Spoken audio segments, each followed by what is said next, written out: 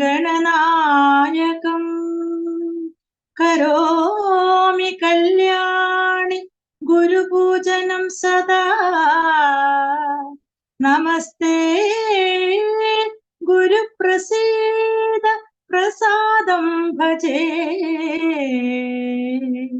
നമസ്തേ ഗുരുപ്രസീദ പ്രസാദം ഭജേ.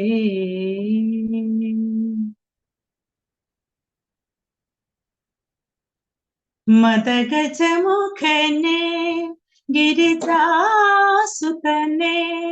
ഗണപതി ഭഗവാനെ മരുകനീയൻ അറിവിൻ പതിയായി ഹരനുടെ തിരുമകനെ ശ്രീ ഹരനുടെ തിരുമകനെ മദഗജമുഖനെ ഗിരിജാസുതനെ ഗണപതി ഭഗവാനെ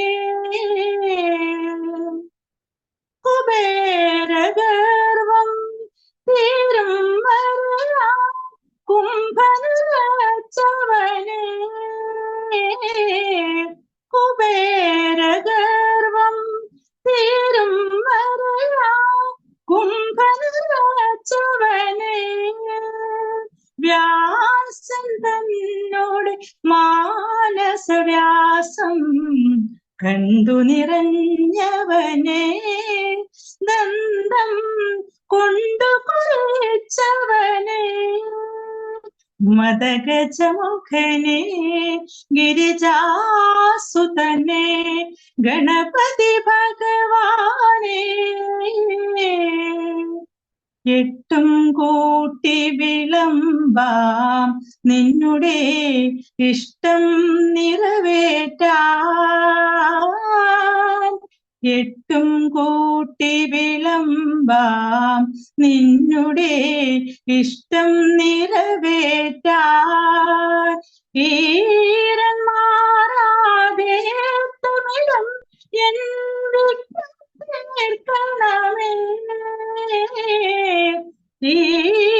ഈരന്മാരാതെ തമിഴം എൻ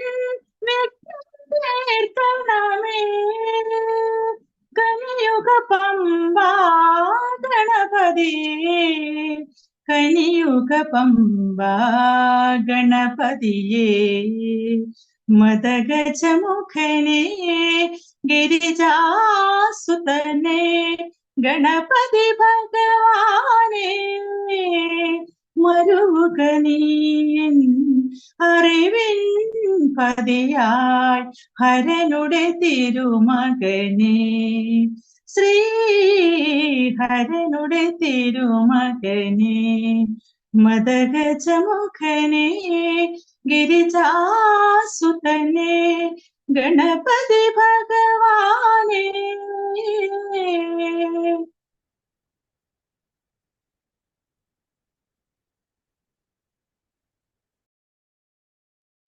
അടിപൊളി അടിപൊളി സൂപ്പർ സൂപ്പർ സൂപ്പർ ചേച്ചി, സൂപ്പറായി സൂപ്പർ. ഞാൻ ഈ പാട്ട് പാടാതെ കുറേ ആയി. ഞാൻ പെട്ടെന്ന് പറയുമ്പോൾ മനസ്സിലേക്ക്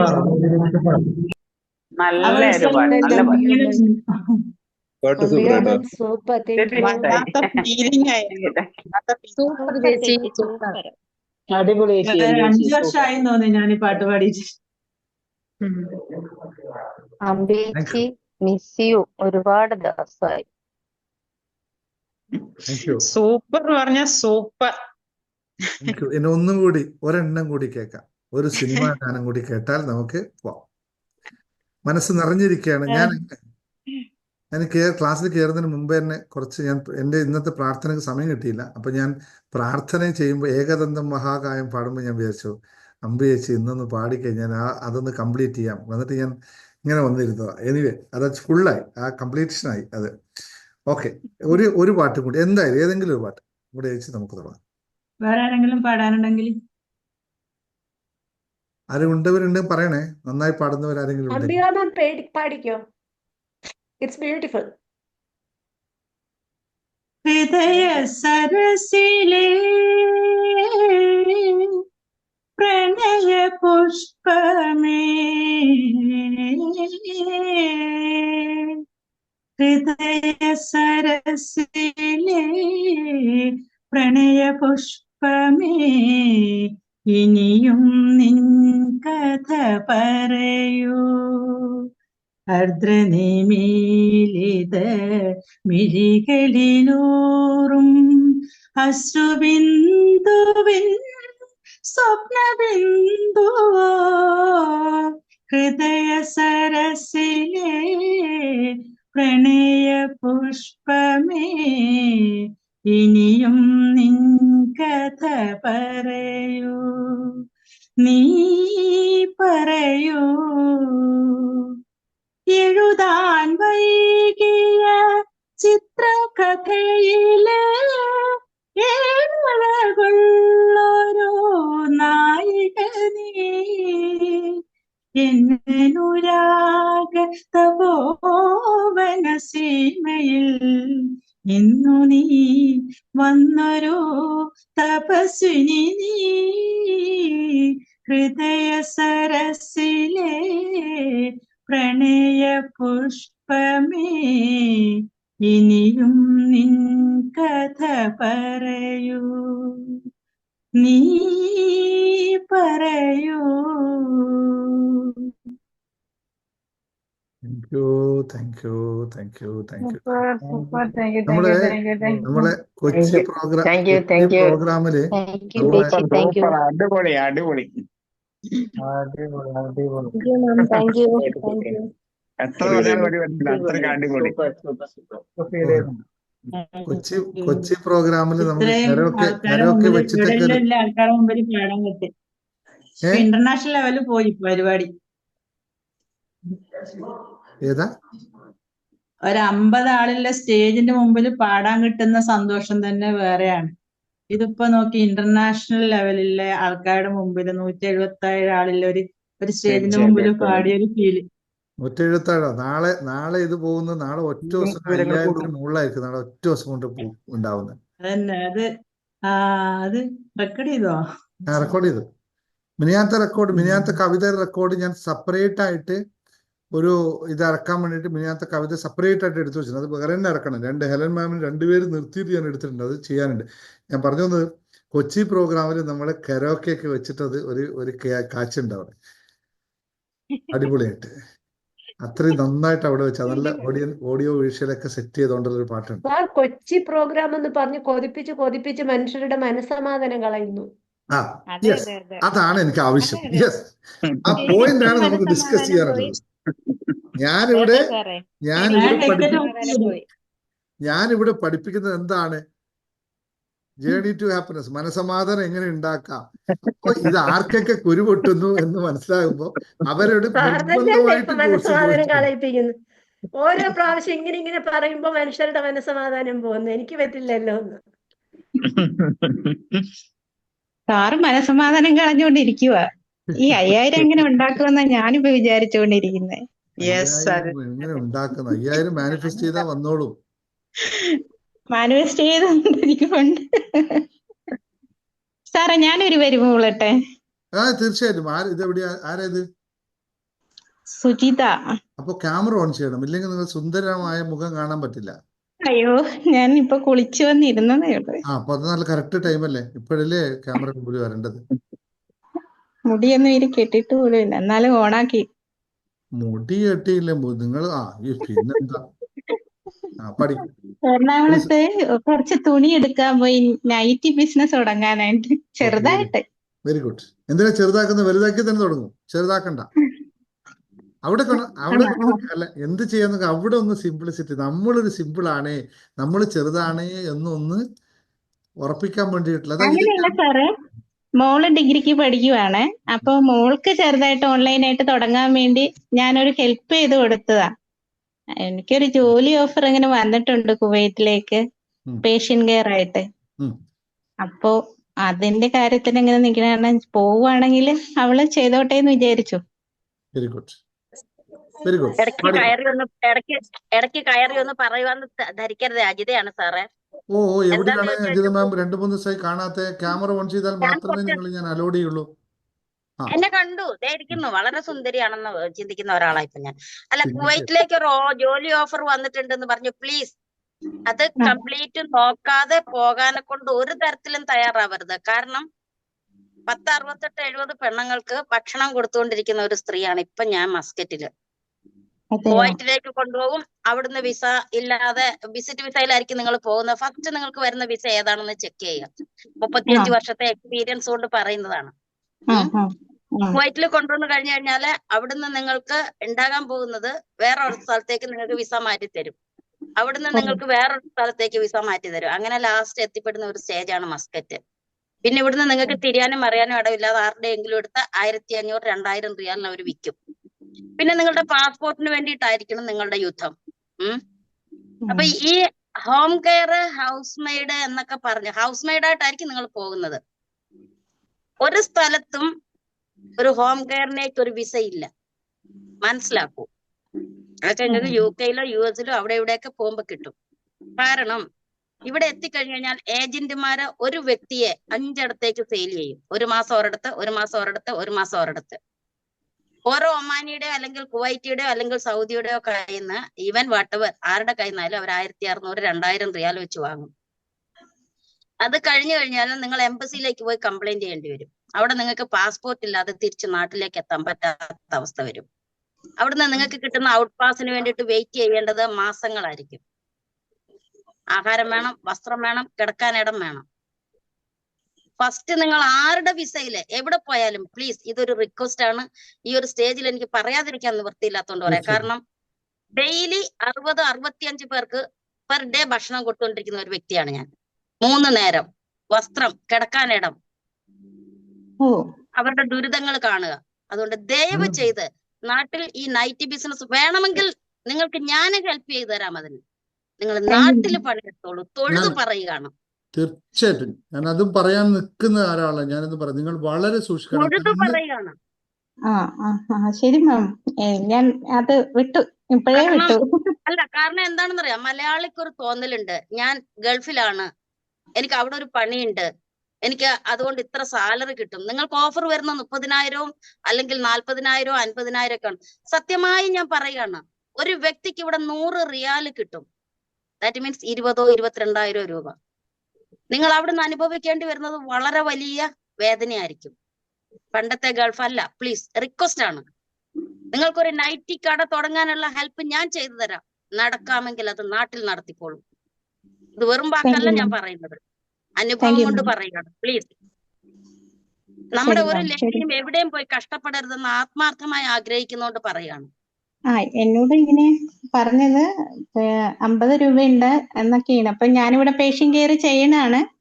ഇപ്പൊ 2 മാസമായിട്ട് ചെയ്യാം. നിങ്ങളൊന്ന് ചിന്തിച്ചു നോക്കൂ, 50,000 രൂപ നിങ്ങൾക്ക് ഗൾഫിൽ കിട്ടും എന്ന് നിങ്ങൾ അവര് പറഞ്ഞിട്ടുണ്ടെങ്കിൽ ആ വ്യക്തിയുടെ നമ്പർ കൂടെ എനിക്കൊന്ന് തരൂ. ഡയറക്റ്റ് പോയി ചോദിക്കാനുള്ള പവർ ഉണ്ട് എനിക്ക്. അതുകൊണ്ടാണ്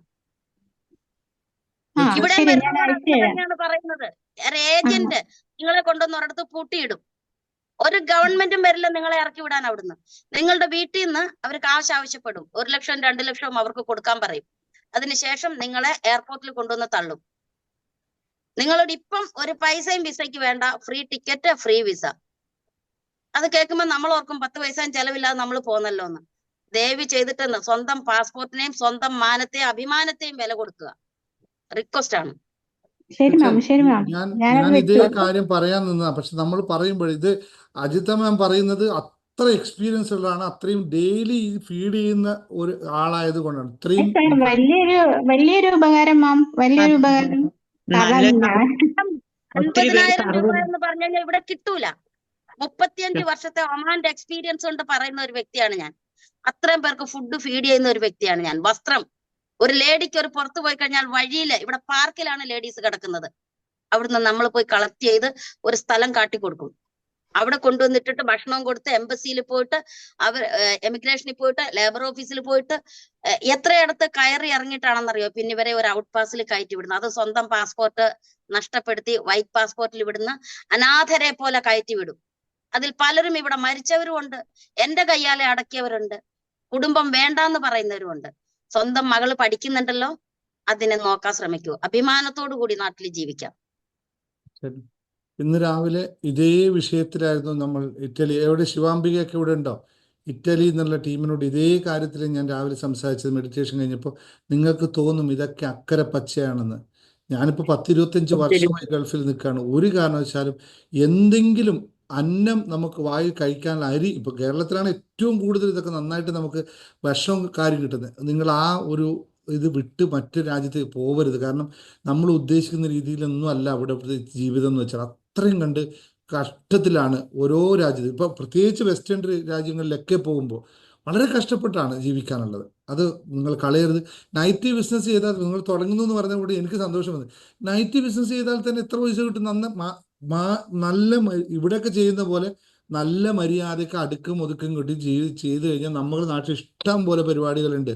നമ്മുടെ നാട്ടിൽ 20,000 30,000 രൂപ മാസം ഉണ്ടാക്കാൻ ഒരാൾക്കും പണിയില്ല. അതുകൊണ്ട് ദയവ് ചെയ്ത് ഇങ്ങനത്തെ ഒന്ന് കയറി പോകരുത്. വളരെ കണ്ടിട്ട് ചിലപ്പോൾ ഞാൻ പിന്നെ പൊതുവെ ഇത് പറയാത്തത് കൊണ്ടാണ്. കാരണം കണ്ടിട്ട് നമുക്ക് ചില സമയം സഹിക്കാൻ പറ്റില്ല. പ്രത്യേകിച്ചും ഇത്തരം പെണ്ണുങ്ങൾ ഇപ്പോൾ ഒരുപാട് പെൺകുട്ടികൾ കയറി വരുന്നുണ്ട്. വിസിറ്റിംഗ് ആണെന്ന് പറഞ്ഞിട്ടും വിസയാണെന്ന് പറഞ്ഞിട്ടും ഇങ്ങനെ. പക്ഷെ ഇതൊക്കെ ഒന്ന് ആലോചിക്കുക, എന്തിനാ ഇപ്പം ഇതിൻ്റെ ആവശ്യം? നമ്മുടെ നാട്ടിൽ എങ്ങനെ ഭക്ഷണം കഴിക്കാൻ അഭിമാനമെങ്കിലും ബാക്കിയില്ലേ? അതും കൂടി ഇല്ലാതെ. Okay, so thank you very much Anitha ma'am. വന്ന് ഇത്രയും നിങ്ങൾ ക്ലിയർ ആയിട്ട് ഓരോരുത്തരെ എന്റെ മുഖം കൂടെ ഒന്ന് നോക്കുക. ഈ അടുത്ത കാലത്ത് വെയിൽ കൊണ്ട് മാത്രം ഇവർക്ക് വേണ്ടി മാത്രമാണ് ഞാൻ ഇത്രയും ആയിപ്പോയത്. അത്രയും ഇവിടെ പെണ്ണുങ്ങൾ ഇപ്പോഴും എൻ്റെ അടുത്ത് കിടപ്പുണ്ട്. ഞാൻ നിങ്ങൾക്ക് ഫോട്ടോ ഇട്ട് തരാം. അത്ര പെണ്ണുങ്ങളാണ് എൻ്റെ അടുത്ത് കിടക്കുന്നത്. പെണ്ണുങ്ങൾ മാത്രമല്ല, ആൺകുട്ടികളും ഉണ്ട്. നല്ല ഡിഗ്രി ഉള്ളവർ വരും. ഇവിടെ കൊണ്ടുവന്നിട്ട് എഞ്ചിനീയറിനാന്ന് പറയും. 50,000 രൂപ 70,000 രൂപ സാലറി എന്ന് പറയും. But they are not paying. Thank you very much. പോകാതിരുന്നാൽ അത്രയും നല്ലത്. Depend you. Thank you ma'am, thank you very much. Sujitha, അതൊന്ന് സുജിതക്ക് മാത്രം തന്ന മെസ്സേജ് അല്ല ഇട്ടത്, ഒരുപാട് ആൾക്കാർക്ക് ഇതുപോലെ. അതുപോലെ തന്നെ ഇപ്പോൾ പറഞ്ഞപ്പോൾ നിങ്ങൾ നൈറ്റി ബിസിനസ്സോ എന്തെങ്കിലും ചെറിയ ബിസിനസ് തുടങ്ങാൻ പറ്റുമോ? നമ്മളുണ്ട് കൂടെ, നമ്മുടെ പ്ലാറ്റ്ഫോം ഉണ്ട് കൂടെ. നമ്മൾ ഹെൽപ്പ് ചെയ്യാം. നിങ്ങൾക്ക് എങ്ങനെ വേണമെന്ന് പറഞ്ഞോളൂ, നമ്മളെല്ലാം കൂടെ ഉണ്ട്. നിങ്ങൾ ആരൊക്കെ, ഞാൻ ഈ ഹാപ്പിനെസ് മാസ്റ്ററി ഹബിൻ്റെ ഇപ്പോഴത്തെ നിങ്ങളോട് ഒന്നുകൂടി അസന്നിഗ്ധമായി പറയുന്നു, നിങ്ങൾക്ക് ആർക്കെങ്കിലും ചെറിയ ചെറിയ ബിസിനസ്സുകളോ വലിയ ബിസിനസ്സോ തുടങ്ങി വിജയിപ്പിക്കാൻ താല്പര്യമുണ്ടെങ്കിൽ ഞാൻ കൂടെ നിൽക്കാം. നമ്മൾ ഹോൾ ടീം കൂടെ നിൽക്കും.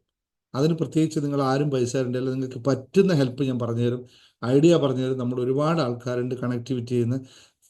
എന്താ, സത്യസന്ധമായി ചെയ്യുന്ന ബിസിനസ് വിജയിക്കുക തന്നെ ചെയ്യും. ആത്മാർത്ഥമായി ചെയ്യുന്ന ഏതൊരു ബിസിനസ്സും വിജയിക്കുക തന്നെ ചെയ്യും, യാതൊരു തർക്കമില്ല. അതിൽ നമ്മൾ നമ്മുടെ എനർജി സെറ്റ് ചെയ്ത് ആത്മാർത്ഥമായി ചെയ്താൽ മാത്രം മതി. എല്ലാ ബിസിനസ്സും, അച്ചാർ, ഇന്നലെ ഒരു സഹോദരി പറഞ്ഞു അച്ചാർ ബിസിനസ് ചെയ്യാൻ ഞാൻ തുടങ്ങി. ഞാൻ പറഞ്ഞു ഇപ്പോൾ തുടങ്ങും, നിങ്ങൾക്ക് എല്ലാവിധ സപ്പോർട്ടും ഞാൻ ചെയ്ത് അച്ചാർ വിൽക്കാനുള്ള പ്ലാറ്റ്ഫോം അടക്കം ഞാൻ സെറ്റ് ചെയ്ത് തരാം. പക്ഷെ ചെയ്യുമ്പോൾ ആത്മാർത്ഥത കാണിക്കണം. ഒരു ദിവസം ചെയ്ത് പിറ്റേ ദിവസം ചെയ്തില്ലെങ്കിൽ വിഷയമാണ്, അത് നടക്കൂല. ആത്മാർത്ഥതയുണ്ടോ? ഞാൻ കൂടെയുണ്ട്. ഞാനല്ല എന്ന് വെച്ചാൽ നമ്മൾ മൊത്തം ടീം കൂടെയുണ്ട്. ആത്മാർത്ഥതയില്ലെങ്കിൽ നിങ്ങൾ തന്നെ നിങ്ങളുടെ കുഴി വെട്ടും, അത്രേ ഉള്ളൂ. അപ്പം അതുകൊണ്ട് ആരും ഇതാക്കണ്ട. നിറയാ സ്നേഹമാൻ പറഞ്ഞ് വളരെ സന്തോഷമാണ്. സ്നേഹമാമൻ എന്നോടത്ത് വരുമ്പോൾ ആദ്യം പറഞ്ഞത് എനിക്ക് സ്വിമ്മിംഗ് പൂളിൽ കുട്ടികളെ കിട്ടുന്നില്ല, എന്താ സാറേ ചെയ്യേണ്ടതെന്ന് മാത്രമാണ് പറഞ്ഞത്. അതൊക്കെ സ്വിമ്മിംഗ് പൂളിലേക്ക് ഇഷ്ടംപോലെ വരുന്ന ആൾക്കാരാണ്, പക്ഷെ ഇടയ്ക്ക് കുറഞ്ഞു. നമ്മൾ 2-3 അഫർമേഷൻസ് പ്രാക്ടീസ് ചെയ്തു, അത് ആത്മാർത്ഥമായി പ്രാക്ടീസ് ചെയ്തു. ഇപ്പോൾ രാവിലെ മെഡിറ്റേഷൻ കഴിയുമ്പോൾ പറയുന്ന ആദ്യത്തെ മെസ്സേജ്, സാറേ ഞാൻ പോട്ടെ, പിള്ളേർ വന്ന് പുറത്ത് നിൽക്കുന്നുണ്ട്. ഇത് 5:30 മണിക്ക് 6:30 മണിക്ക് മെഡിറ്റേഷൻ കഴിയുമ്പോൾ പിള്ളേർ പുറത്ത് ക്യൂവാ സ്വിമ്മിംഗ് പൂളിൽ തുള്ളാനായിട്ട്. അപ്പം അത്രയും വർക്ക് ചെയ്യുന്നുണ്ട് സാധനം. ആത്മാർത്ഥമായി ചെയ്തവർക്ക് എല്ലാവർക്കും വർക്കിംഗ് ഉറപ്പാണ്. അഫർമേഷൻ മാത്രമല്ല, നമ്മൾ വർക്ക് ചെയ്യണം. അപ്പോ നിലവിൽ ഞാനൊരു കമ്പനി റൺ ചെയ്യുന്നുണ്ട്, ഓയിൽ മില്ല്. അപ്പോൾ അതൊരു പ്രതിസന്ധിയിലാണ് ഇങ്ങനെ നിൽക്കുന്നത്. മീൻസ് ഒന്നാമത് മെറ്റീരിയലൊന്നും കിട്ടാതെ കൊണ്ടുള്ള. അപ്പോൾ വേറെ എന്തെങ്കിലും പരിപാടിയിലോട്ടേക്ക് മാറണം എന്ന് വിചാരിക്കുന്നു. പക്ഷെ അത് ലോ ഇൻവെസ്റ്റ്മെന്റ്സിൽ അത്യാവശ്യം പ്രോഫിറ്റ്ഫുൾ ആയിട്ടുള്ളൊരു കമ്പനി ഇതാണ് നോക്കുന്നത്, സെക്ടറാണ് നോക്കുന്നത്. പക്ഷെ ഇവിടെ ഭയങ്കര കോമ്പറ്റീഷനാണ് നടക്കുന്നത്. മീൻസ് മാർക്കറ്റിൽ പോകാൻ പറ്റുന്നില്ല. ഞാൻ 2 കാര്യങ്ങളാണ് നോക്കിയത്. ഒന്ന് വെർജിൻ കോക്കനട്ട് ഓയിൽ, രണ്ടാമത്തെ ബിസിനസ് തുടങ്ങുന്ന എല്ലാവർക്കും ഉള്ള ആദ്യത്തെ കൺസേൺ എന്താണെന്നറിയോ? ഇവിടെ ഭയങ്കര കോമ്പറ്റീഷനാണ്, മാർക്കറ്റിൽ ഫണ്ട് വളരെ കുറവാണ്. മൂന്നാമത്തെ കാര്യം, മാർക്കറ്റിൽ എപ്പോഴും ചീറ്റിംഗ് കൂടുതലാണ്. ഇത് 3 കാര്യങ്ങൾ എല്ലാവരും ആദ്യം ആലോചിക്കും. ഞാൻ ഒരു അഡ്വൈസ് മാത്രം തരാം, ഇങ്ങനെ ചിന്തയുണ്ടെങ്കിൽ നിങ്ങൾ ദയവ് ചെയ്ത് ബിസിനസ് തുടങ്ങരുത്. കാരണം അതുകൊണ്ടല്ല ഞാൻ പറഞ്ഞത്, നിലവിൽ എനിക്ക് ഓൾറെഡി ഒരു ബാധ്യതയുണ്ട്. അതുകൊണ്ടാണ് ഞാനൊരു ജോലി എന്നുള്ള ഒരു കൺസെപ്റ്റിലോട്ടേക്ക് മാറാമെന്ന് വിചാരിച്ചിരിക്കുന്നത്. അപ്പോൾ നിലവിൽ എനിക്ക് ഓൾറെഡി ബിസിനസ് ചെയ്തിട്ടുള്ള ശീലമുണ്ട്. പക്ഷേ എന്ന് വെച്ച് കഴിഞ്ഞാൽ നിലവിൽ ഇപ്പോൾ നമ്മൾ ആ ഒരു എന്താ പറയുക ഷോർട്ടാക്കി പറയൂ തേങ്ങക്കൊക്കെ, വിജയനെ, ഷോർട്ടാക്കി പറയൂ, വളരെ ഷോർട്ടാക്കി. അതായത് ഓക്കെ, കോക്കനട്ട് ഓയിലാണ് ഞാൻ ചെയ്യുന്നത്. അപ്പോൾ നിലവിൽ ഇപ്പം മെറ്റീരിയൽ കിട്ടാത്തതിന്റെ ബുദ്ധിമുട്ട് ഭയങ്കര ഇതുണ്ട്.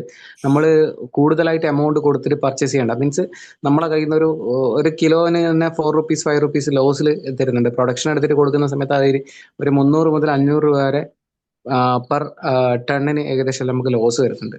കിൻഡലിന് 100 kg ഏകദേശം ലോസ് വരുന്നുണ്ട്.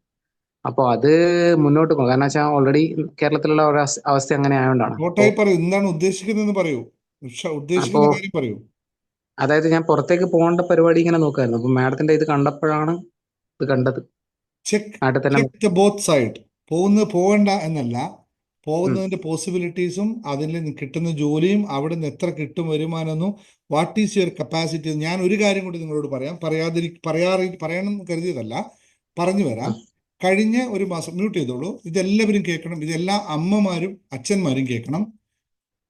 ഞാൻ കഴിഞ്ഞ 2 മാസമായിട്ട് 565, ഞാൻ എൻ്റെ വൈഫ് HR ഹെഡാണ് കമ്പനിയുടെ, 565 മലയാളികൾ, കേരളത്തിലെ മലയാളീസിന്റെ CV ഷോർട്ട് ചെയ്തു. എത്ര? 565.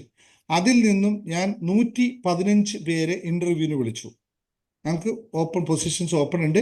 Accountant, sales, normal sales person, driver, ഈ 4 വേക്കൻസിക്ക് വേണ്ടി 115 ആളെ ഞാൻ വിളിച്ചു. ഞാൻ 115 ആളെ ഞാൻ നേരിട്ട് ഇന്റർവ്യൂ ചെയ്തു. അവരുടെ കമ്പനിയിൽ വേറെയും ചെയ്തു.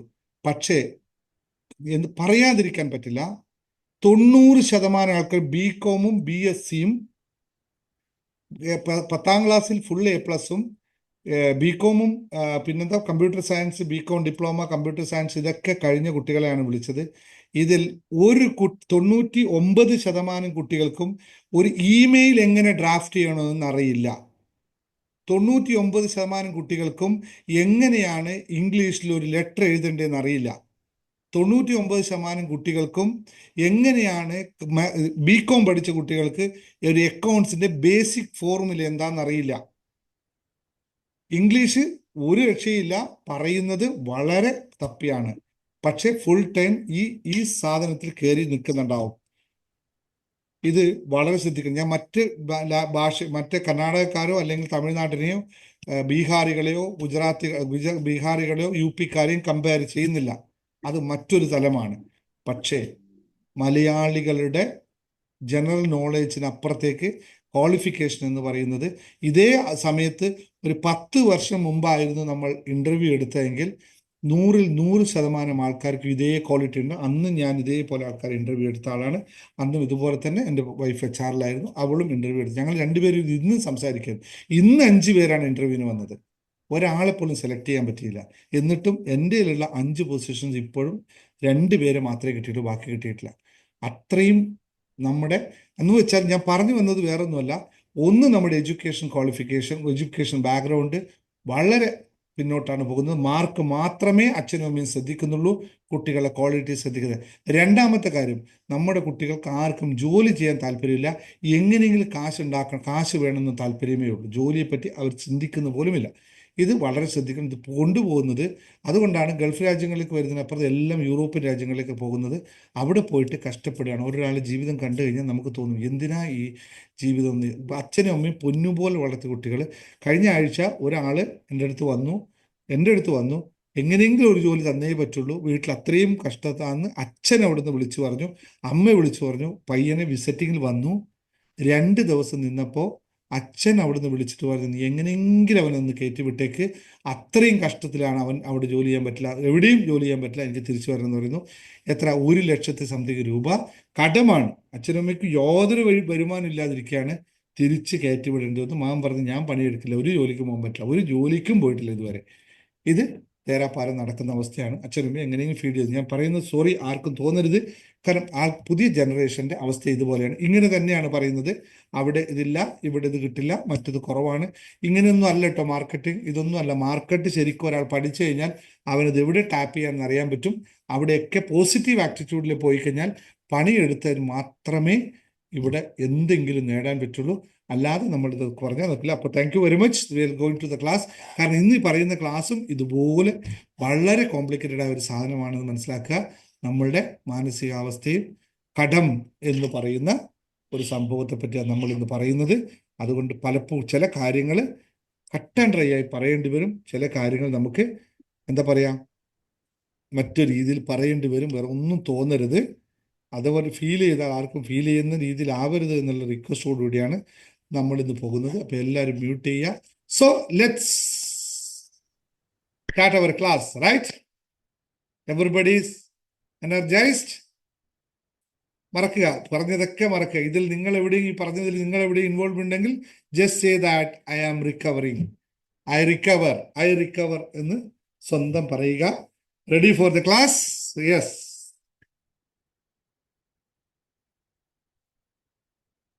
Ready. I am happy. Everybody happy. ആരും ഹാപ്പി അല്ലാത്ത ഒരാളും ഇവിടെ ഉണ്ടാവരുത്. ജീവിതത്തിൽ ഹാപ്പിയാണ്. പക്ഷേ ശ്രദ്ധിക്കണം, ഓരോ വാക്കുകളും നമുക്ക് ആവശ്യമുള്ളതനുസരിച്ച് നമുക്ക് നമ്മളുടെ കൃത്യമായി അറിഞ്ഞുകൊണ്ട് വേണം നമ്മൾ വാക്കുകൾ ഉപയോഗിക്കാൻ. വാക്കുകൾ നമ്മുടെ യാഥാർത്ഥ്യമായി മാറുന്നു. അപ്പോൾ നമുക്ക് വേണ്ടത് എന്താണോ അത് മാത്രം ഫോക്കസ് ചെയ്യുക.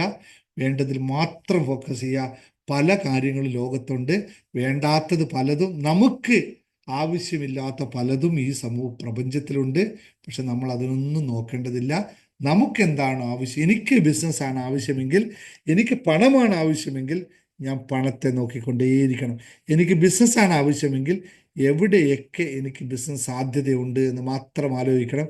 എനിക്ക് സന്തോഷമാണ് ആവശ്യമെങ്കിൽ എവിടെയൊക്കെ സന്തോഷം എനിക്ക് ഉണ്ടാക്കാം, എവിടെയൊക്കെ അവൈലബിൾ ആണ് എന്ന് റിസർച്ച് ചെയ്തുകൊണ്ടേ ഇരിക്കുക. മറ്റ് കാര്യങ്ങൾ നമ്മൾ ശ്രദ്ധ കൊടുക്കാതിരുന്നാൽ മാത്രം മതി. കാര്യങ്ങൾ മാറുന്നു. നിങ്ങൾ എന്ത് ചിന്തിക്കുന്നുവോ നിങ്ങൾ അതായിത്തീരുന്നു. നിങ്ങൾ എന്ത് പറയുന്നുവോ നിങ്ങൾ അതായിത്തീരുന്നു. നിങ്ങൾ എന്താണോ ഇപ്പോൾ, നിങ്ങൾ എന്താണോ അത് നിങ്ങളുടെ ചിന്തകളുടെ, നിങ്ങളുടെ മനസ്സിൻ്റെ സൃഷ്ടിയാണ് എന്ന് അറിയുമ്പോൾ നമുക്കത് മാറ്റാൻ തുടങ്ങും. Okay, thank you. അപ്പോൾ നമുക്ക് പോകാം അല്ലേ? കടം ആണോ നിങ്ങളുടെ പ്രശ്നം? Anybody can say yes. കടമാണോ നിങ്ങളുടെ പ്രശ്നം? എത്ര പേരുണ്ട് കടമാണ് പ്രശ്നമെന്നുള്ളവർ? കമന്റ് ചെയ്യൂ. യെസ്. രണ്ടാമത്തെ ഒരു ചോദ്യത്തിനും കൂടെ ഉത്തരം പറയണേ. ഓക്കെ, എന്ത് കടമാണ് നിങ്ങളുടെ പ്രശ്നം? ബന്ധങ്ങളുടെ കടമാണോ? പൈസ കൊടുക്കാനുള്ള കടമാണോ?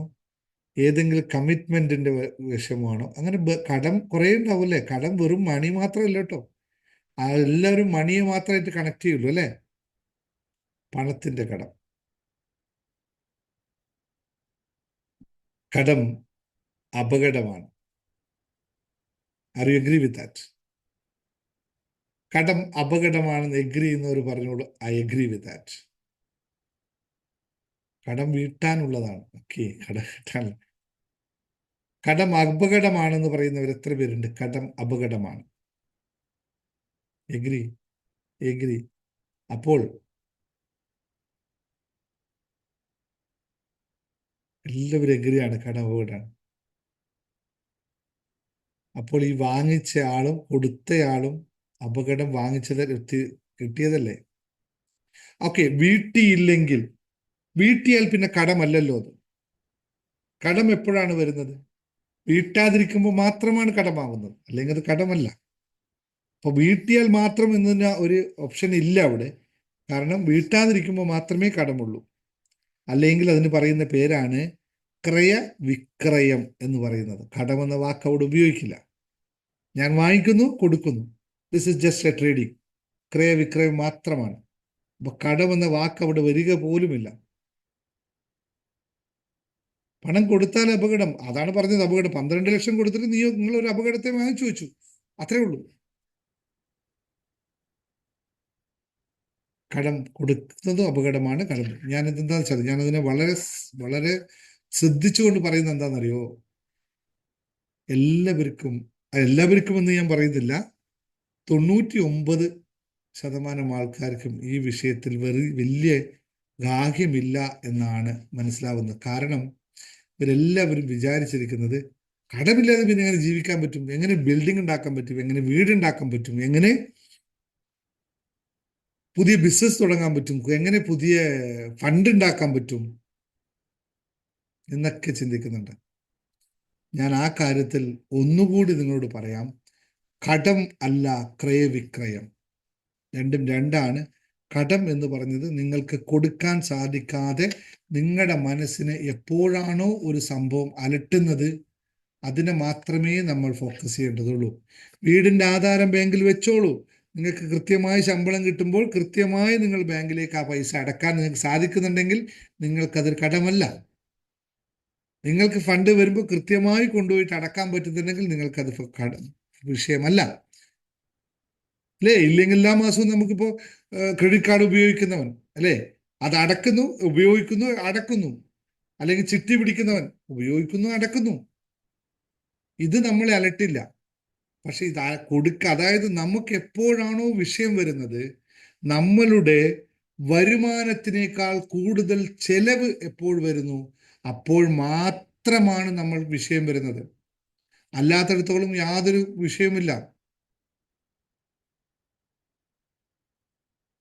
കൃഷിക്കാർക്ക് എല്ലാവർക്കും കടമാണെങ്കിൽ പിന്നെ എന്തിനാണ് ആ കൃഷി ചെയ്യുന്നത്? ഒരു മിനിറ്റ് ആലോചിക്കൂ.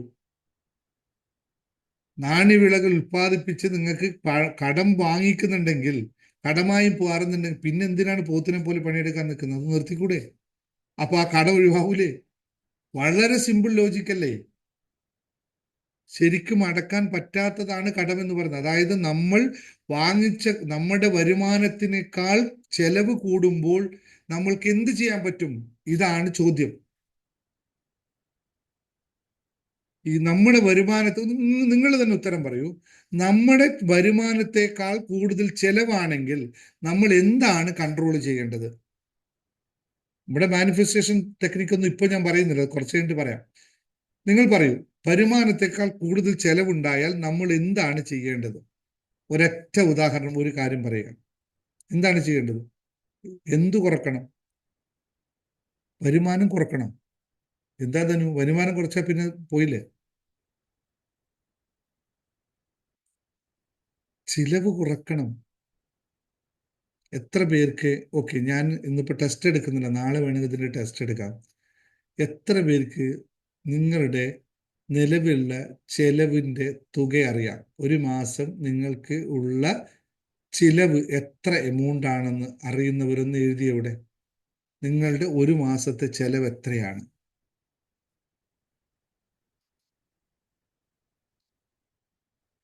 കുറേ ആൾക്കാർ കടമാണെന്ന് പറഞ്ഞ് എൻ്റെ അടുത്ത് വരുന്ന ആൾക്കാരുണ്ട്. അവരോട് എല്ലാം ഞാൻ ഈ ചോദ്യം ചോദിച്ചപ്പോൾ പലരും അപ്പോഴും സാറേ അതിപ്പോൾ അങ്ങനെയൊന്നും പറയാനില്ലെന്ന്, കുറച്ചൊക്കെ ചെലവുണ്ട്. കുറച്ചൊക്കെ ചെലവുണ്ടെങ്കിൽ പിന്നെ കുറച്ചൊക്കെ വരുമാനം പോരെ?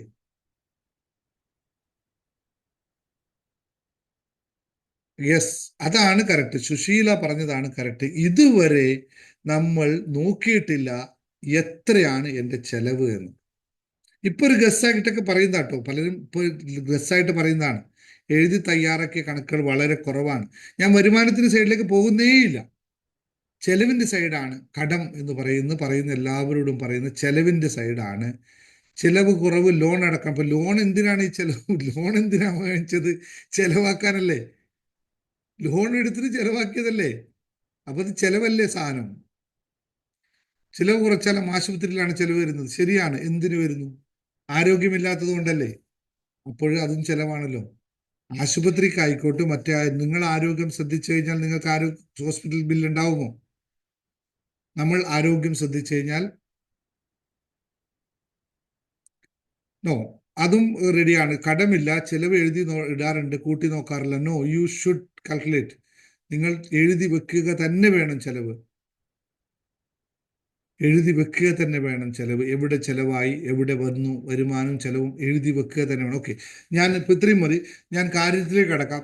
ഞാൻ കുറേ കോൺസെപ്റ്റുകൾ ഒന്നും പറയുന്നില്ല, സിമ്പിൾ ആയിട്ടുള്ള കാര്യം മാത്രമേ പറയുന്നുള്ളൂ.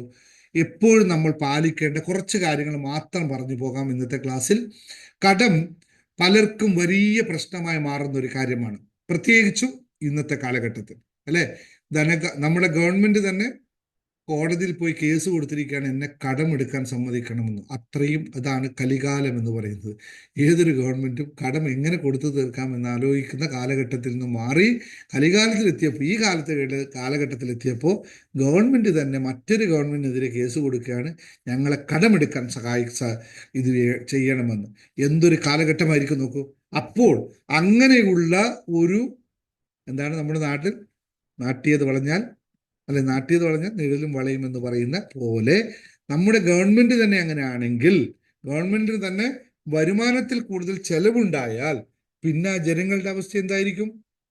ഖജനാവിൽ കാലിയില്ലാത്ത രാജ്യം, ഖജനാവ് കാലിയായ ഒരു രാജ്യത്ത് പ്രജകളിൽ ഖജനാവ് ഉണ്ടാകുമോ? ഒരിക്കലും സാധ്യമല്ല. കൊറോണ കാലഘട്ടങ്ങളിൽ ബിസിനസ് മോശമായത് കൊണ്ടായത് മാത്രമൊന്നുമല്ല, അത് തിരിച്ചു വരാൻ ഇപ്പൊ 2-3 വർഷമേ ഉള്ളൂ. നിങ്ങൾ ആത്മാർത്ഥമായി പ്രവർത്തിച്ചാൽ തിരിച്ചു വരാവുന്നതേ ഉള്ളൂ. ആർക്കാണ് കൊറോണ സമയത്ത് ഒരു ബിസിനസ് ലോകത്തെല്ലാവർക്കും മാന്ദ്യം വന്നിട്ടുണ്ട്, അവരെല്ലാം തിരിച്ചു വന്നില്ലേ? Why you cannot come back? അപ്പോൾ അതിനെപ്പറ്റി വളരെ വിശദമായ പഠനം നടത്തിയില്ല എന്നുള്ളതാണ്.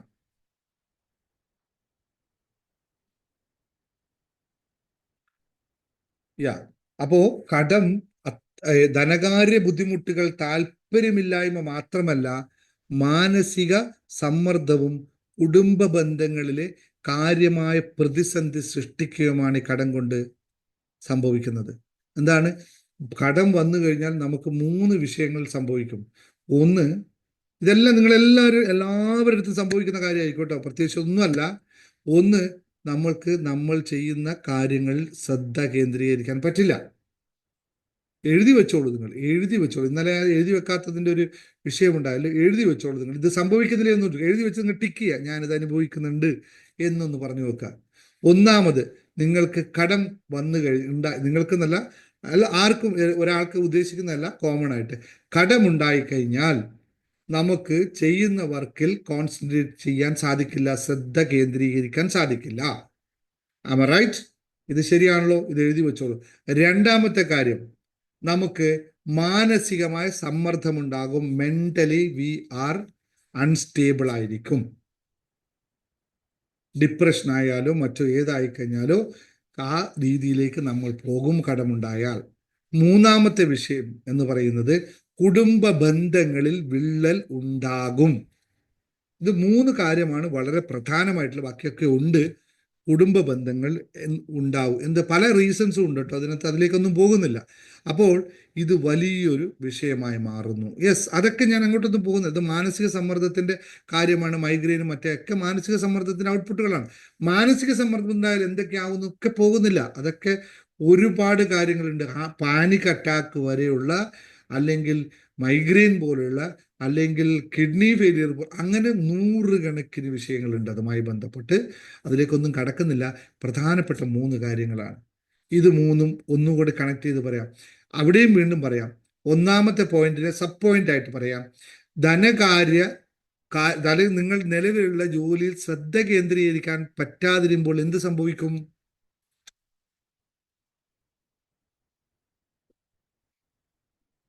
ഒന്നും പറയേണ്ടതില്ല അല്ലെ? നമുക്കുള്ള വരുമാനം കുറയുക തന്നെ ചെയ്യും. നമ്മൾ ചെയ്യുന്ന ജോലിയിൽ നമുക്ക് ശ്രദ്ധ കേന്ദ്രീകരിക്കാൻ പറ്റാതിരിക്കുമ്പോൾ, അത് ബിസിനസ് ആയിക്കോട്ടെ, ജോലി ആയിക്കോട്ടെ, എന്തുമായിക്കോട്ടെ, ശ്രദ്ധ കേന്ദ്രീകരിക്കാൻ സാധിക്കാതിരിക്കുമ്പോൾ അതിൻ്റെ റിസൾട്ട് എന്ന് പറയുന്നത് നഷ്ടം തന്നെയാണ്. വേറൊന്നും ഉണ്ടാവില്ല, വേറെ ഒന്നും സംഭവിക്കില്ല, നഷ്ടം സംഭവിക്കുക തന്നെ ചെയ്യും. വരുമാനത്തെക്കാൾ കൂടിയ ചെലവ് അവിടെ ഉണ്ടാകും.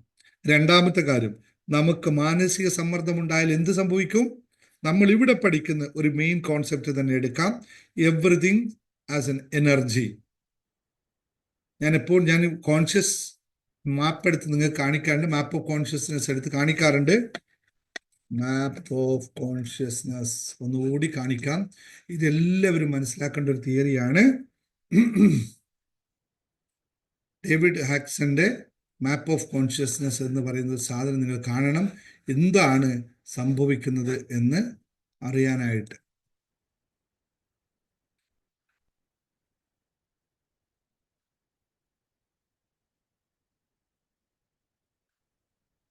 ഞാൻ ജസ്റ്റ് ഇന്റർനെറ്റിലെടുത്ത് കാണിക്കാം. നിങ്ങൾക്ക് എന്താണ് ഇവിടെ സംഭവിക്കുന്നത് എന്നൊന്ന് മനസ്സിലാക്കാം. ഒരു സെക്കൻഡ് ഇവിടെ പോയി ഷെയർ. ഞാൻ വേറെ എവിടെ എടുത്തല്ല, ജസ്റ്റ് നെറ്റ് നോക്കി കാണിക്കട്ടെ, വേറെ ഒന്നുമില്ല. ഇതൊക്കെ എൻ്റെ ബുക്ക് മനസ്സൊരു വിസ്മയം എന്ന പുസ്തകത്തിൽ ഇത് കൃത്യമായി പറയും. നോക്കൂ, ഈ ഒരു സാധനം കണ്ടോ, മാപ്പ് ഓഫ് കോൺഷ്യസ്നസ് ഇവിടെ കണ്ടോ നിങ്ങൾ?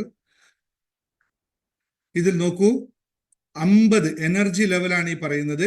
ഇത് 500 to 1000 വരെ കാണുന്നത്, ഇത്രയും കാണിക്കുന്നില്ല. 50 ലെസ് ദാൻ 50 ഫ്രീ എനർജി ഉള്ള ആൾക്കാർ, 51 മുതൽ 125 വരെയുള്ള എനർജി ആൾക്കാർ, 126 മുതൽ 99 വരെ 199 വരെയുള്ള എനർജിയുള്ള ആൾക്കാർ, 200 എനർജിയുള്ള ആൾക്കാർ, 201 മുതൽ 499 വരെ എനർജിയുള്ള ആൾക്കാർ. ഇപ്പോൾ നമുക്ക് എനർജി, അതായത് നമുക്ക് മാനസിക സമ്മർദ്ദം ഉണ്ടാകുമ്പോൾ സംഭവിക്കുന്ന കാര്യമാണ്, നമുക്ക് ഷെയിം ഉണ്ടാകും, നമുക്ക് ഗിൽറ്റി ഫീൽ ചെയ്യും, നമ്മൾ എപ്പത്തി ഫീൽ ചെയ്യും. അപ്പോൾ നമ്മുടെ എനർജി 50-ലായിരിക്കും. ഒരു സാധാരണ സ്നേഹഭാവം എന്ന് പറയുന്ന ഫ്രീക്വൻസി എന്ന് പറയുന്നത് 500 മാപ്പിലേക്ക് കൊണ്ടുവരിക. 500 ആണ് നമുക്ക് സാധാരണ ഇതിൽ സമത്വഭാവന, സമഭാവന എന്നൊക്കെ പറയുന്നത്, എല്ലാത്തിനെയും അംഗീകരിക്കുന്ന ഒരു ഫ്രീക്വൻസി 500 ആണ്. നിങ്ങൾ ഒരു 50-ൽ പോയി നിൽക്കുമ്പോൾ നിങ്ങളുടെ അവസ്ഥ എന്തായിരിക്കും? ഷെയിമും ഗിൽറ്റിയും എപ്പറ്റിയായിരിക്കും. അതിൻ്റെ മുകളിൽ 126 വരെ വരുമ്പോൾ നിങ്ങൾക്ക് 126 മുതൽ 199 വരെ വരുമ്പോൾ നിങ്ങൾക്ക് ആങ്കറും പ്രൈഡുമായിരിക്കും അവിടെ അനുഭവിക്കുന്നത്. അപ്പോൾ മാനസിക സമ്മർദ്ദം ഉണ്ടാകുന്ന ആൾക്കാർ ഈ 200 കറേജ് എന്ന് പറയുന്ന ഒരു സ്റ്റേജ് അവിടെ നിൽക്കട്ടെ, അതിനെപ്പറ്റി ഞാൻ പറഞ്ഞു തരാം. 200-ൽ താഴെ ഉള്ള ആൾക്കാർ എപ്പോഴും ഫ്രീക്വൻസി ലെവൽ താഴോട്ട് പോകുമ്പോൾ പണം ആകർഷിക്കാനുള്ള കഴിവ് തീരെ ഇല്ലാതായി അവർ കുറ്റബോധത്തിലും നഷ്ടബോധത്തിലും ഒക്കെ പോയി അങ്ങോട്ട്. കറേജ് എന്ന് പറയുന്നത് 200 ആണെന്ന് ഞാൻ അവിടെ കാണിച്ചു. 200 താഴെയാകുമ്പോൾ നമുക്ക് കറേജോടെ എഴുന്നേറ്റ് വരാൻ സാധിക്കില്ല. അപ്പോൾ എനർജി, മണിയുടെ എനർജി, ഇതിലും 500ഒക്കെയാണ് മണിയുടെ എനർജി എങ്കിൽ അതിലും എത്രയോ താഴെ നിൽക്കുന്ന ആൾക്ക് ഒരിക്കലും പണം ഉണ്ടാക്കാൻ പറ്റില്ല, പണം അയാളിലേക്ക് വരില്ല. അപ്പോൾ എന്ത് സംഭവിക്കും? ഓട്ടോമാറ്റിക്കായിട്ട് അയാൾ അയാൾ വളരെ ലോ ലെവലിലേക്ക് പോവുകയും ജീവിതം വളരെ ദുസ്സഹമാവുകയും ചെയ്യുന്നു. മാനസിക സമ്മർദ്ദം മാത്രമേ ഞാൻ പറഞ്ഞുള്ളൂ. ഇപ്പോൾ മാനസിക സമ്മർദ്ദത്തിൽ ഇങ്ങനെയാണ് സംഭവിക്കുന്നത്. ഇനി കുടുംബ ബന്ധം എന്ന് പറഞ്ഞാൽ ഭാര്യ, ഭർത്താവ്, കുഞ്ഞുങ്ങൾ, അതുപോലെ തന്നെ അടുത്ത ബന്ധുക്കളെ മാത്രം, സമൂഹം ഒക്കെ എടുത്തു പറയുമ്പോൾ നമ്മുടെ പാർട്ട്ണർ നമ്മളുമായി സഹകരിക്കാത്തൊരവസ്ഥ വന്നാൽ എന്തൊക്കെ ഇമോഷണൽ ആയിട്ടുള്ള ട്രിഗറിങ് നമുക്ക് നടക്കുമെന്ന് അറിയാമല്ലോ. പാർട്ട്ണർമാർ തമ്മിൽ പരസ്പരം സഹകരണമില്ലാതിരിക്കുമ്പോൾ അവിടെ ഉണ്ടാവുന്ന ഒരുപാട് വിഷയങ്ങൾ അതിനൊക്കെ എഫക്റ്റായി മാറുന്ന കുട്ടികളിലുണ്ടാവുന്ന ഫിയർ, ഭയം, ആകാംക്ഷ, ആങ്സൈറ്റി, ഇതെല്ലാം കുട്ടികളെ വീണ്ടും കൊണ്ടുപോകുന്നത് ലോ ഫ്രീക്വൻസിയിലാണ്. അങ്ങനെയുള്ള കുട്ടികൾക്ക് എവിടെയെങ്കിലും പോയിട്ട് നല്ലൊരു ജോലി സമ്പാദിക്കാൻ സാധിക്കുമോ? വീട്ടിൽ നിന്ന് എന്നും 2 പേരും തമ്മിലുള്ള ഫൈറ്റും, പ്ലേറ്റ് എടുത്തെറിയലും, ഒച്ചപ്പാടും, അമ്മയെ വഴക്ക് പറയുന്ന അച്ഛനും അച്ഛനെ വഴക്ക് പറയുന്ന അമ്മയും, എപ്പോഴും കരയുന്ന അമ്മയും, മദ്യപിച്ചു വരുന്ന ഭർത്താവും ഒക്കെ ഉള്ള ഒരു കുടുംബത്തിലെ കുട്ടികൾ എന്ത് കണ്ടായിരിക്കും വളരുക? ആരോടും സ്നേഹമില്ലാത്തത് കണ്ട് വളരുന്ന കുട്ടികൾ ആർക്കെങ്കിലും അവർക്ക് ആരോടും സ്നേഹിക്കാൻ തോന്നുമോ? തിരിച്ചറിയണം സഹോദരങ്ങളെ, ഇത് തിരിച്ചറിയണം. ഇത് നമ്മളിലാണ് മാറ്റം വരുത്തേണ്ടത് എന്ന് തിരിച്ചറിയണം. അപ്പോൾ കുടുംബ ബന്ധങ്ങൾ, പരസ്പരം ബന്ധമില്ല, കുടുംബങ്ങൾ തമ്മിൽ പരസ്പര ബന്ധമില്ല. അപ്പോൾ അതിലുണ്ടാകുന്ന കുട്ടികൾ എന്താ സംഭവിക്കുക? ജ്യേഷ്ഠനിയന്മാർ തമ്മിൽ യാതൊരു ബന്ധമില്ലെങ്കിൽ ജ്യേഷ്ഠന്റെ മക്കളും അനിയന്റെ മക്കളും തമ്മിൽ ബന്ധമുണ്ടാകുമോ? ഒരിക്കലുമില്ല. അവർ തമ്മിൽ യാതൊരു, കാരണം എന്നും കേൾക്കുന്നത് എന്താണ് വീട്ടിനകത്ത്? അവരെ പറ്റിയിട്ടുള്ള ഇല്ലായ്മയും വല്ലായ്മയും, തന്നില്ല, കിട്ടിയില്ല, പോയില്ല, അവനത് ചെയ്തില്ല, ഇത് ചെയ്തില്ല എന്നുള്ള പരാതികൾ കേൾക്കത്ത് വളർന്ന കുട്ടികൾ സ്വാഭാവികമായും അവരോട് കണക്ട് ചെയ്യാൻ നിൽക്കില്ല. അപ്പോൾ കുടുംബ ബന്ധങ്ങളെല്ലാം ശിഥിലമായി മാറും. ശ്രദ്ധിക്കുക, ഇത്തരം കാര്യങ്ങൾ വളരെ ശ്രദ്ധിക്കണം. എല്ലാം അൾട്ടിമേറ്റ് വരുന്നത് പണവുമായി ബന്ധപ്പെട്ട കാര്യങ്ങൾ തന്നെയാണ്. നമുക്ക് പണവുമായി നമ്മൾ സുതാര്യതയുണ്ടെങ്കിൽ, കൊടുക്കൽ വാങ്ങലിന് സുതാര്യതയുണ്ടെങ്കിൽ ഇതൊന്നും വരില്ല. ഒന്നും വരില്ല. ഒരാൾക്ക് ചോദിക്കുന്ന കൊടുക്കുക, കൊടുത്തില്ലെങ്കിൽ പിന്നെ അവിടെ വിഷയമേ ഇല്ല. 90% നമ്മുടെ കുടുംബ ബന്ധങ്ങളിലെ വിഷയങ്ങളും ഒക്കെ പണവുമായി ബന്ധപ്പെട്ടാണ്. ഭാര്യയ്ക്ക് 10 പൈസ കൊടുക്കില്ല ഭർത്താവ്. ജോലി ചെയ്ത് വരുന്ന ഭർത്താവ്, മാസം ശമ്പളം കിട്ടുന്ന ഭർത്താവ് ഭാര്യയുടെ ആവശ്യത്തിന് 10 രൂപ കൊടുക്കില്ല. കൊടുക്കുന്നുണ്ടെങ്കിൽ തന്നെ 100 വഴക്ക് പറഞ്ഞിട്ടാണ് കൊടുക്കുന്നത്. എന്തായിരിക്കും ആ വീട്ടിലെ അവസ്ഥ ഒന്ന് ആലോചിച്ചു. ആ ഭാര്യയിൽ നിന്നും യഥാർത്ഥമായി ഒരു സ്നേഹത്തിന്റെ വാക്ക്, ഒരു തുള്ളി വെള്ളത്തിൽ, നമ്മൾ രാവിലെ വാട്ടർ ടെക്നിക്ക് പഠിച്ചു. ഇതൊന്നും അല്ല ഞാൻ പറയാൻ വന്ന കാര്യമായിട്ട്, ഞാനിതിപ്പോൾ പറഞ്ഞു പോകുമ്പോൾ ഇങ്ങനെ പറഞ്ഞു പോകുന്നതേ ഉള്ളൂ യഥാർത്ഥ വിഷയങ്ങൾ. കാരണം നമ്മൾ തിയറി മാത്രം പഠിപ്പിച്ച കാര്യമില്ലല്ലോ അല്ലേ. ഈ ഒരു തുള്ളി വെള്ളത്തിൽ ആ ഭാര്യയ്ക്ക് എങ്ങനെ സ്നേഹം ചേർക്കാൻ പറ്റും? എത്ര ആവശ്യമുണ്ടാവും. കൊടുക്കുന്നവൻ അത്രയും നല്ലവൻ. അറിഞ്ഞു കൊടുക്കണം. എന്തിനാണ്? ഞാൻ ഉണ്ടാക്കിക്കൊണ്ടിരുന്ന കാശ് എൻ്റെ ഭാര്യയ്ക്ക് ഉപയോഗിക്കാൻ പറ്റില്ലെങ്കിൽ പിന്നെ അവൾ എങ്ങനെ എൻ്റെ ഭാര്യയാകും? പിന്നെ അവൾ എന്തിനാണ് എൻ്റെ ഭാര്യയായി നിൽക്കുന്നത്? ഞാൻ സദ്വാനിച്ച് ഉണ്ടാക്കിക്കൊണ്ടിരുന്ന ഭാര്യ, പരസ്പരം രണ്ടുപേരും, ഞാൻ പരസ്പരം അങ്ങോട്ടും ഇങ്ങോട്ടും പറയാം, ഭാര്യയായാലും കിട്ടുമ്പോൾ അങ്ങോട്ടും ഇങ്ങോട്ടും ഷെയർ ചെയ്യാതിരുന്നു കഴിഞ്ഞാൽ എങ്ങനെയാവും? ഇത് കണ്ടാണ് നമ്മുടെ മക്കൾ വളരുന്നത്. ഇത് കണ്ടാണ് നമ്മൾ വളർക്കുക. അപ്പോൾ അവർ നാളെ കൾച്ചർ ചെയ്യും. ഇല്ലെങ്കിൽ എന്താണെന്നറിയോ? Living together. ഞാൻ എൻ്റെ ചായ, നീ നിന്റെ ചായ. ഞാൻ മത്തി മേടിക്കുന്നു, 4 മത്തി മേടിച്ചോ, 2 നിൻ്റെത് 2 എൻ്റെത്. ഇതാണ് ഇപ്പോഴത്തെ ദാമ്പത്യ വ്യവസ്ഥ. നീ പിസ്സ ഓർഡർ ചെയ്താൽ പകുതി എനിക്ക് പകുതി നിനക്ക്, നമ്മൾ പേ ചെയ്യുന്ന 50-50 പേ ചെയ്യണം. കിച്ചണിൽ പോയി കഴിഞ്ഞാൽ നീ കഞ്ഞി വെച്ചാൽ ഞാൻ കറി വെക്കും. ഇതാണ് പുതിയ ദാമ്പത്യ ജീവിതം അല്ലേ? എല്ലാം ഉണ്ട്. 2 ഭാഗത്തും പറയണ്ടേ. ഞാൻ തിരിച്ചു മറിച്ച് രണ്ടുപേരും ഇതിനകത്ത് ഭാഗം തന്നെയാണ്. ആരും ഇതല്ല, 2 ഭാഗത്തുമാണ്. ഒറ്റ പൈസ ഭർത്താവ് ഞാൻ കഴിഞ്ഞ പ്രാവശ്യം ഒരാളോട്ട് സംസാരിച്ചപ്പോൾ ഭാര്യയുടെ ശമ്പളം അതെനിക്കറിയില്ല സാറേ. എന്തേ അറിയാത്ത? അല്ല, അവൾ ഇതുവരെ എന്നോട് പറഞ്ഞിട്ടില്ല എത്ര ശമ്പളം. ചോദിക്കാൻ പാടില്ല. ഞങ്ങളെ കണ്ടീഷൻ അങ്ങനെയാണ്. എൻ്റെ ശമ്പളം അവളോടോ അവളുടെ ശമ്പളം എന്നോടോ പറയാൻ പാടില്ല. അപ്പൊ എന്ത് ബന്ധമായത്? ഓക്കെ, അതിലേക്ക് പോകുന്നില്ല. ഇതൊക്കെ ശ്രദ്ധിക്കണം സഹോദരങ്ങളെ. പരസ്പരം ദാമ്പത്യം എന്ന് പറയുന്നത് പരസ്പരമുള്ള ഐക്യപ്പെടലാണ്. അതുമാത്രം. എന്താണ്? പരസ്പരമുള്ള ഐക്യപ്പെടലാണ്. എൻ്റെത് നിൻ്റെത് എന്നല്ല, അവിടെ നമ്മുടേത് എന്ന് മാത്രമേ ഉള്ളൂ. എപ്പോഴാണോ ഞാനും നീയും മാറി നമ്മൾ എന്ന രീതിയിലേക്ക് വരുന്നത്, അത് മാത്രമാണ് ദാമ്പത്യം. അല്ലാത്തതൊന്നും ദാമ്പത്യമല്ല എന്ന് തിരിച്ചറിയുക. ഇനി ഇത് കേൾക്കുന്ന ഒരുപാട് ആൾക്കാരുണ്ടാവും, അവരോട് പറയാനുള്ളത്. കാരണം ഞാൻ എൻ്റെ ഉദാഹരണമൊന്നും പറയുന്നില്ല. ചിലപ്പോൾ ഞങ്ങൾ വഴക്ക് കൂടുകയും അല്ലെങ്കിൽ സങ്കടപ്പെടുകയായിരിക്കും. ഞാൻ സങ്കടപ്പെടും, അവൾ സങ്കടപ്പെടും, ഞങ്ങൾ വഴക്ക് കൂടും. ഇതൊക്കെ സ്വാഭാവികമായ ഒരു ദാമ്പത്യത്തിന്റെ അവസ്ഥയാണ്. പക്ഷേ കൈ പിടിക്കാൻ നിൽക്കുമ്പോൾ കൂടെ പിടിച്ചു നിന്നോണം. അത് മാത്രമാണ് ജീവിതത്തിലെ വിജയം. അതിനേക്കാൾ വലിയ സമ്പാദ്യമൊന്നും കിട്ടാനില്ല. കടം വന്നോ കൂടെ നിൽക്കാൻ പറ്റണം. ഓക്കെ ചേട്ടാ, നിങ്ങൾക്ക് കടം വന്നു, ഞാനുമുണ്ട്, നമുക്ക് 2 പേർക്കും അധ്വാനിക്കാം. നിങ്ങൾക്ക് കടം വന്നോ എന്നല്ല, നമുക്ക് കടം വന്നോ എങ്കിൽ നമുക്ക് 2 പേർക്കും അധ്വാനിക്കാം. ഒത്തുപിടിച്ചാൽ മലയും പോരും. ഭർത്താവിന്റെ കടം എത്രയാണെന്ന് ഒരാൾക്കും അറിയില്ല. ഭർത്താവിന്റെ സമ്പാദ്യം എത്രയാണെന്ന് പോലും അറിയില്ല. അതിലേക്ക് ഞാൻ പോകുന്നില്ല, കുറേ കാര്യങ്ങൾ പറഞ്ഞു പോകും. ബന്ധങ്ങളിൽ അത്രയും ഇതാണ്, അത്രയും ശ്രദ്ധിക്കേണ്ട കാര്യം. അപ്പോ കടം എന്ന് പറയുന്ന ഒരവസ്ഥയെ പറ്റി അപ്പോൾ നമുക്ക് 3 കാര്യങ്ങൾ ഉണ്ടാകുമെന്ന് പറഞ്ഞു. പ്രത്യേകിച്ച് നിങ്ങൾക്ക് അതിനെ നിയന്ത്രിക്കാൻ സാധിച്ചില്ലെങ്കിൽ വളരെ അപകടം പിടിച്ച കാര്യമാണ് കടം എന്ന് പറയുന്നത്. അപ്പോൾ എങ്ങനെ അതിനെ നമുക്ക് മറികടക്കാൻ പറ്റും എന്ന് ഒരു 5 കാര്യങ്ങൾ, സിമ്പിളായിട്ടുള്ള 5 കാര്യങ്ങൾ പറഞ്ഞു പോകാം. വളരെ സിമ്പിളായിട്ട്. സാറേ ഇത് എനിക്ക് ചെയ്യാൻ പറ്റില്ല എന്ന് മാത്രം ആരും പറയാൻ പറ്റില്ല. ഇത് ചെയ്യാത്തവൻ ഇതിൽ നിന്ന് പുറത്തു കടക്കാനും സാധിക്കില്ല എന്ന് ഓർമ്മിപ്പിക്കുന്നു. 1-ാമത്തെ കാര്യം പൂർണ്ണമായ ധനപരിശീലനം എന്ന് പറയുന്നു. Complete money management. എഴുതി വെച്ചോളൂ. ഇതില്ലാത്തവർ, പുതിയ ആൾക്കാർ, ഇനി അനുജിത്തിനെയും ജയപ്രകാശിനെയും പോലെയുള്ള ജീവിതത്തിലേക്ക് കടക്കാൻ പോകുന്നവർ, മറ്റും കുറെ ആൾക്കാരുണ്ട്. ഞാൻ പേര് വെറുതെ എൻ്റെ ഒരു ഇൻറ്റിമസി വെച്ച് വിളിച്ചു എന്നേ ഉള്ളൂ. നിങ്ങളും ഇപ്പൊ തന്നെ പ്രാക്ടീസ് ചെയ്യാം. ഓരോ പിൽസും നമ്മൾ അറിയണം, വരുന്നതും പോകുന്നതും അറിയണം. പൂർണ്ണമായ ധനപരിശീലനം എന്നാണ് ക്യാപ്ഷൻ. എഴുതി വെച്ചോളൂ. കടം നിയന്ത്രിക്കാനും കുറക്കാനും വേണ്ടത് നല്ല ധനപരിശീലനമാണ് ഏറ്റവും ഇമ്പോർട്ടൻ്റ്. അതിൽ യാതൊരു തർക്കവുമില്ല. നിങ്ങൾ ലോകത്തെവിടെ പോയാലും ഈ തിയറിയിൽ ഒരു മാറ്റവും വരില്ല. ഇതാണ് ഒന്നാമത്തെ ഘട്ടം. ഇതെപ്പോഴാണോ നമുക്ക് സാധ്യമാകുന്നത് അപ്പോൾ മാത്രമേ നമുക്കിതിൽ നിന്ന് വിജയിക്കാൻ സാധിക്കുള്ളൂ.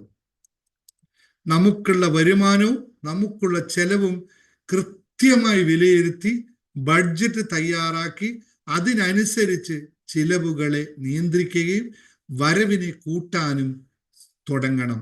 അതാര് തുടങ്ങണം? കുടുംബമാണെങ്കിൽ രണ്ടുപേരും തുടങ്ങണം, ദാമ്പത്യത്തിൽ രണ്ടുപേരും തുടങ്ങണം. അത് കഴിഞ്ഞ് മക്കളായിക്കഴിഞ്ഞാൽ മക്കളെയും കൂട്ടിയിരുത്തി ചെയ്യണം. മക്കളെ, അച്ഛൻ്റെയും അമ്മയുടെയും വരുമാനം ഇത്രയാണ്, കൃത്യമായി ഒന്നിച്ചിരുന്ന് ടേബിളിലിരുന്ന് ചെയ്യണം. പ്രാർത്ഥിക്കാൻ എല്ലാവരും ഒന്നിച്ചിരിക്കുന്നു. പൊതുവെ ക്രിസ്ത്യൻ ഫാമിലിയിലാണ് അത് കൂടുതൽ കാണുന്നത്. പ്രാർത്ഥനയുണ്ട്. ആ പ്രാർത്ഥന സമയത്തെങ്കിലും ഒന്നിച്ചിരിക്കുക. ഡൈനിങ് ടേബിളിൽ പോലും ഒന്നിച്ചിരിക്കാത്ത കുടുംബത്തിന്റെ കാലഘട്ടമാണ്. അച്ഛൻ മകനെ കണ്ടു എന്ന് വെച്ചാൽ എപ്പോഴെങ്കിലും കണ്ടിട്ടുണ്ടാവും വീട്ടിൽ. എല്ലാ ദിവസവും മകനുണ്ട്, അച്ഛനും വീട്ടിലുണ്ട്, പക്ഷെ പരസ്പരം കാണുന്നില്ല. ഇത് മാറ്റി ഒന്നിച്ചിരുന്നൊരു പരിശീലനം നടത്തി കഴിഞ്ഞാൽ ആ കുടുംബവും മകന്റെയും മകളുടെയും കുടുംബവും അതുപോലെ അത് പാലിക്കും. ഇവിടെ ഞാൻ ആരും പിശിക്കണമെന്നൊന്നും അല്ല ഈ പറഞ്ഞതിൻ്റെ അർത്ഥം. കൃത്യമായി ഒരു പ്ലാനിങ് നമുക്കുണ്ടായാൽ, ഓക്കെ, നമുക്കൊരു വീട് വെക്കാം 50 ലക്ഷത്തിന്റെ, അപ്പോൾ ബാങ്ക് ലോൺ എടുത്താൽ എത്ര രൂപ അടക്കണം, ഇത്ര രൂപ അടക്കണം. അപ്പോൾ എൻ്റെ ശമ്പളം അടുത്ത ബാങ്ക് ലോൺ എടുത്ത് EMI തുടങ്ങിയ മാസം മുതൽ എൻ്റെ ശമ്പളം 50,000-ൽ നിന്നും ബാങ്ക് ലോണിന്റെ 10,000 കുറച്ച് 40,000-ആയി കുറഞ്ഞിരിക്കുന്നു. അപ്പോൾ ഭാര്യ പറയും, കുഴപ്പമില്ല, നിലവിൽ നമുക്ക് എന്തെങ്കിലും അടുത്ത പരിപാടി ചെയ്യാൻ പറ്റുമോ നോക്കാം, ഗാർഡൻ ചെയ്യാൻ പറ്റുമോ നോക്കാം, സന്തോഷം നൽകുന്ന കാര്യം നിൽക്കാൻ നോക്കുക. അങ്ങനെ പുതിയ വരുമാന മാർഗം കണ്ടെത്താൻ തുടങ്ങണം. ഇതൊക്കെ ശ്രദ്ധിക്കണം. രണ്ടാമത്തെ കാര്യം, കടമുള്ളവർക്ക് വേണ്ടിയിട്ടുള്ളതാണ് ഈ പറയുന്നത്. കടമുള്ളവർ ശ്രദ്ധിക്കേണ്ട കാര്യം, ഡെപ്റ്റ് സെറ്റിൽമെന്റ് എന്ന് പറയുന്ന ഒരു തിയറി ലോകത്തുണ്ട്. ലോണിനെ സമവായത്തിലേക്ക് കൊണ്ടുവരാനുള്ള ഒരു തിയറി എല്ലാ ലോൺ സ്ഥാപനങ്ങളിലും ഉണ്ടാകും. അത് കടങ്ങളെ സമവായം വഴി അതിൻ്റെ പലിശ കുറക്കാനും അതിനെ ലോങ് ടൈം ആക്കി മാറ്റാനും EMI കുറക്കാനുമുള്ള സാഹചര്യം നമുക്കുണ്ട്. നമ്മുടെ വരുമാനം കുറവാണെങ്കിൽ അവരുമായി സംസാരിച്ചിട്ട് എൻ്റെ EMIയുടെ പോളിസി ഇത്രയും മാറ്റിത്തരണം, എങ്കിൽ മാത്രമേ എനിക്ക് സാധ്യമാകുള്ളൂ എന്നുള്ള കാര്യങ്ങൾ ചർച്ച ചെയ്ത് ലോണിനെ പുനഃക്രമീകരണം നടത്തി നമ്മൾ നമ്മുടെ ചെലവിനനുസരിച്ച് കൊണ്ടുവരണം. ശമ്പളം 20,000 രൂപ, അടവ് എത്രയാ? 45,000 രൂപ. ഇതെങ്ങനെ സാധ്യമാകുന്നു എന്ന് ചോദിക്കുമ്പോൾ പലരും പറഞ്ഞു, സാറേ എങ്ങനെയെന്നല്ല, അവിടെ നിന്ന് ഇവിടെ നിന്നൊക്കെ തിരിച്ചിട്ട് ഞാനത് അടച്ചു കളയും. എന്നിട്ട് കുറച്ച് കഴിയുമ്പോൾ നമ്മൾ വീണ്ടും ഒരു ലോൺ എടുക്കും, അത് എങ്ങനെയെങ്കിലും ഒക്കെ അടച്ചു തീരും. എന്നിട്ട് പണ്ട് ഞാൻ പറഞ്ഞില്ലേ, ഒരാൾ ബീഡി വലിക്കുന്ന കഥ പറഞ്ഞില്ലേ, അതുപോലെയാണ്. എന്നിട്ട് അവസാനം തലയും വെച്ച് ഓടുന്ന ഓട്ടം. അതിനും അപ്പുറത്തേക്ക് ചെയ്യുന്ന വേറൊരു പാതകം കൂടിയുണ്ട്, പറയാതിരിക്കാൻ പറ്റില്ല. ഇതൊക്കെ ചെയ്തു കഴിഞ്ഞിട്ട് അവസാനം കുടുംബത്തിലുള്ള ഒരു കാര്യവും ഭാര്യയോടും കുട്ടികളോടും പറയില്ല. ആകെ കൂടി ഡിപ്രഷൻ അടിച്ച് ഹാർട്ട് അറ്റാക്ക് വന്ന്, അല്ലെങ്കിൽ ഒരു മുഴം കയറിൽ ഒരു ബോട്ടിൽ ഇതിൽ സംഭവം അവസാനിപ്പിക്കും. ഇതൊന്നും അറിയാത്ത ഭാര്യയും കുട്ടികളും ജീവിതകാലം ഇത് കൊടുക്കാൻ നടക്കണം. അവരോ രക്ഷപ്പെട്ടു. കുടുംബം സമ്പാദിച്ചു കൊടുത്തതിന് പകരം ഒന്നും അറിയാതെ വീട്ടിലിരിക്കുന്ന ഭാര്യ കുട്ടികളും ഇത് മുഴുവൻ പേറേണ്ട അവസ്ഥയാണ്. അല്ലേ? ഒരുപാട് നമുക്ക് എക്സ്പീരിയൻസുകളുണ്ട്. അപ്പോൾ അവിടെ നമ്മൾ കൃത്യമായ ഇടപെടൽ നടത്തിയിട്ടുണ്ടെങ്കിൽ ഇത് സംഭവിക്കില്ല എന്നുള്ളതാണ്. കാരണം ഞാൻ പറഞ്ഞത് ഈ സബ്ജക്റ്റ് വരുമ്പോൾ കുറേ സീരിയസ് ആണ്. എനിക്ക് തോന്നുന്നു ഈ സബ്ജക്റ്റിനെ പറ്റിയിട്ട് എൻ്റെ അഡ്മിൻ എനിക്ക് ഈ സാധനം കോൺസെപ്റ്റ് എഴുതി തന്നിട്ട് ഏകദേശം 2 മാസത്തിൽ കൂടുതലായി. ഞാൻ പറയാൻ പറ്റില്ല എന്ന് കരുതിയിട്ട് ഇപ്പം ഇങ്ങനെ നീട്ടി കൊണ്ടുപോവുകയാണ്. കാരണം ഇത് പറയുമ്പോൾ കുറേ ഹാർഡ് കാര്യങ്ങൾ പറയേണ്ടി വരും. നിങ്ങൾക്ക് കടമുള്ളവർക്ക് അംഗീകരിക്കാൻ പറ്റാത്ത പല കാര്യങ്ങൾ ഞാൻ പറയേണ്ടി വരും. പറയാതിരിക്കും. കടമുണ്ടോ എന്ന് വെച്ചാൽ എനിക്കും കടമില്ലാത്ത ഒരാളൊന്നും അല്ല കേട്ടോ. ഞാനും ബിസിനസ് ചെയ്യുന്ന ഒരാളാണ്. പക്ഷെ ഞാൻ കടമല്ല എടുക്കുക, ക്രയവിക്രയത്തിനാണ് ഉപയോഗിക്കുക. ഞാൻ സാധനങ്ങൾ കടത്തിന് മേടിക്കും, സാധനം കടമായിട്ട് കൊടുക്കുകയും ചെയ്യും. പക്ഷെ അതിൻ്റെ ഫ്ലോ കറക്റ്റായിരിക്കും. ഫ്ലോ കറക്റ്റാക്കി തന്നെ നമ്മൾ മുമ്പിലോട്ട് പോകണം. എന്ന് വെച്ചാൽ ബിസിനസ് ചെയ്യുന്നവന് കടമില്ലാതെ ബിസിനസ് ചെയ്യാൻ പറ്റുമെന്നൊന്നും ആരും ധരിച്ചേക്കരുത്. ഇത് പോസിബിളേ അല്ല. ക്യാഷ് ബിസിനസ് ചെയ്യുന്നത് അതിൻ്റെ ലിമിറ്റ് ഉണ്ടാവും. അപ്പോൾ ഇത് മൂന്നാമത്തെ കാര്യം എന്ന് പറയുന്നത്, നമുക്ക് positive mind set and financial planning എന്ന് പറയും. എല്ലാത്തിനും ശുഭാപ്തി വിശ്വാസം ഉണ്ടാക്കുക. നേരത്തെ തുടങ്ങുമ്പോൾ തന്നെ വിജിൽ പറഞ്ഞ പോലുള്ള അവസ്ഥയാവരുത്. എല്ലാം ഇവിടെ സാധ്യമാണ്.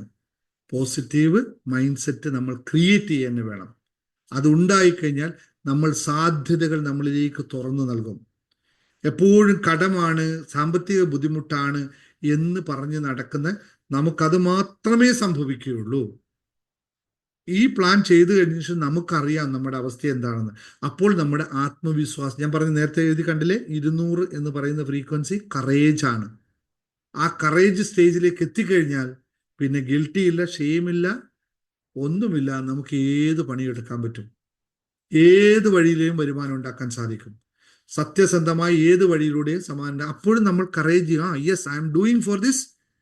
1 മണിക്ക് 2 മണിക്ക് എഴുന്നേറ്റ് പണിയെടുക്കാൻ പറ്റും. കാരണം നമുക്കൊരു ലക്ഷ്യമുണ്ട്, നമുക്കൊരു ആവശ്യമുണ്ട് എങ്കിൽ ആ പോസിറ്റീവ് മൈൻഡ് സെറ്റ് നമുക്കുണ്ടായിരിക്കണം. കൃത്യമായ ഫൈനാൻഷ്യൽ പ്ലാനിങ് ഉണ്ടായിരിക്കണം. ഇതൊക്കെ തുക കൂട്ടിയിട്ടാണ് ഞാൻ കൊച്ചി പ്രോഗ്രാമിലും ഇനി വരാൻ ദുബൈ പ്രോഗ്രാമിലും പറയുന്നത്. കൃത്യമായി നിങ്ങളുടെ ബഡ്ജറ്റ് അവിടെ ഇരുന്ന് എഴുതിപ്പിക്കും, അവിടെ ഇരുന്ന് നിങ്ങളുടെ ചെലവുകൾ എഴുതിപ്പിക്കും. എന്നിട്ട് എങ്ങനെ ഇത് പ്ലാൻ ചെയ്യാമെന്ന് ഡിസ്കസ് ചെയ്യും. 2 മണിക്കൂർ നേരം അതിനു വേണ്ടി മാത്രം പ്ലാൻ ചെയ്യും.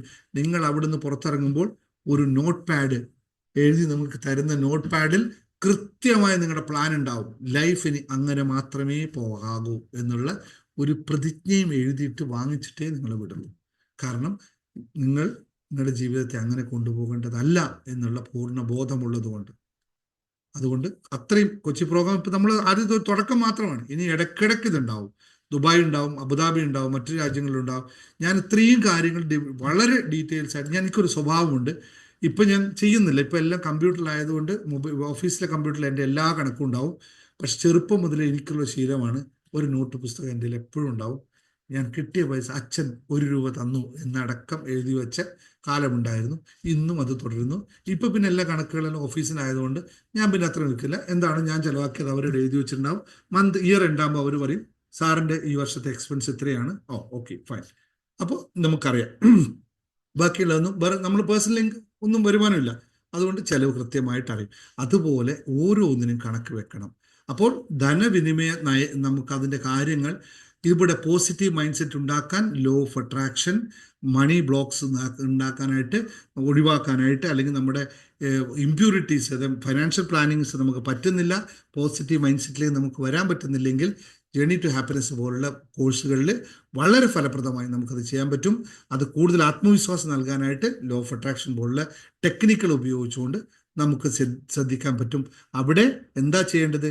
നമുക്ക് ധനകാര്യമായ ലക്ഷ്യങ്ങൾ എന്താണെന്ന് കൃത്യമായ വിഷ്വലൈസേഷൻ നമ്മളിൽ ഉണ്ടാവണം. കൃത്യമായ പ്ലാൻ ഉണ്ടായിരിക്കണം. അതനുസരിച്ച് നമ്മൾ നിശ്ചയദാർഢ്യത്തോടു കൂടി പിന്തുടർന്നാൽ ഇത് സാധ്യമാണ് എന്നുള്ളതാണ്.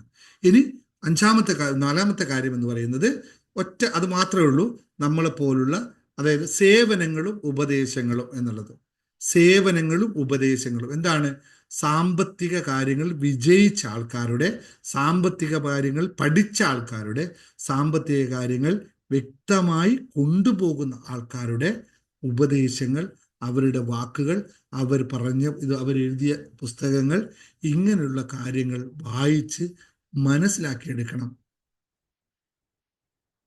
അങ്ങനെ ഒരുപാട് പുസ്തകങ്ങൾ അവൈലബിൾ ആണ്, ഒരുപാട് വീഡിയോസ് അവൈലബിൾ ആണ്. വെറുതെ പറയുന്ന വീഡിയോ അല്ല. ആ വീഡിയോ കണ്ടവരെ പ്രൊഫൈൽ പോയി നോക്കുക, അവർ വിജയിച്ചിട്ടുണ്ടോ എന്ന്.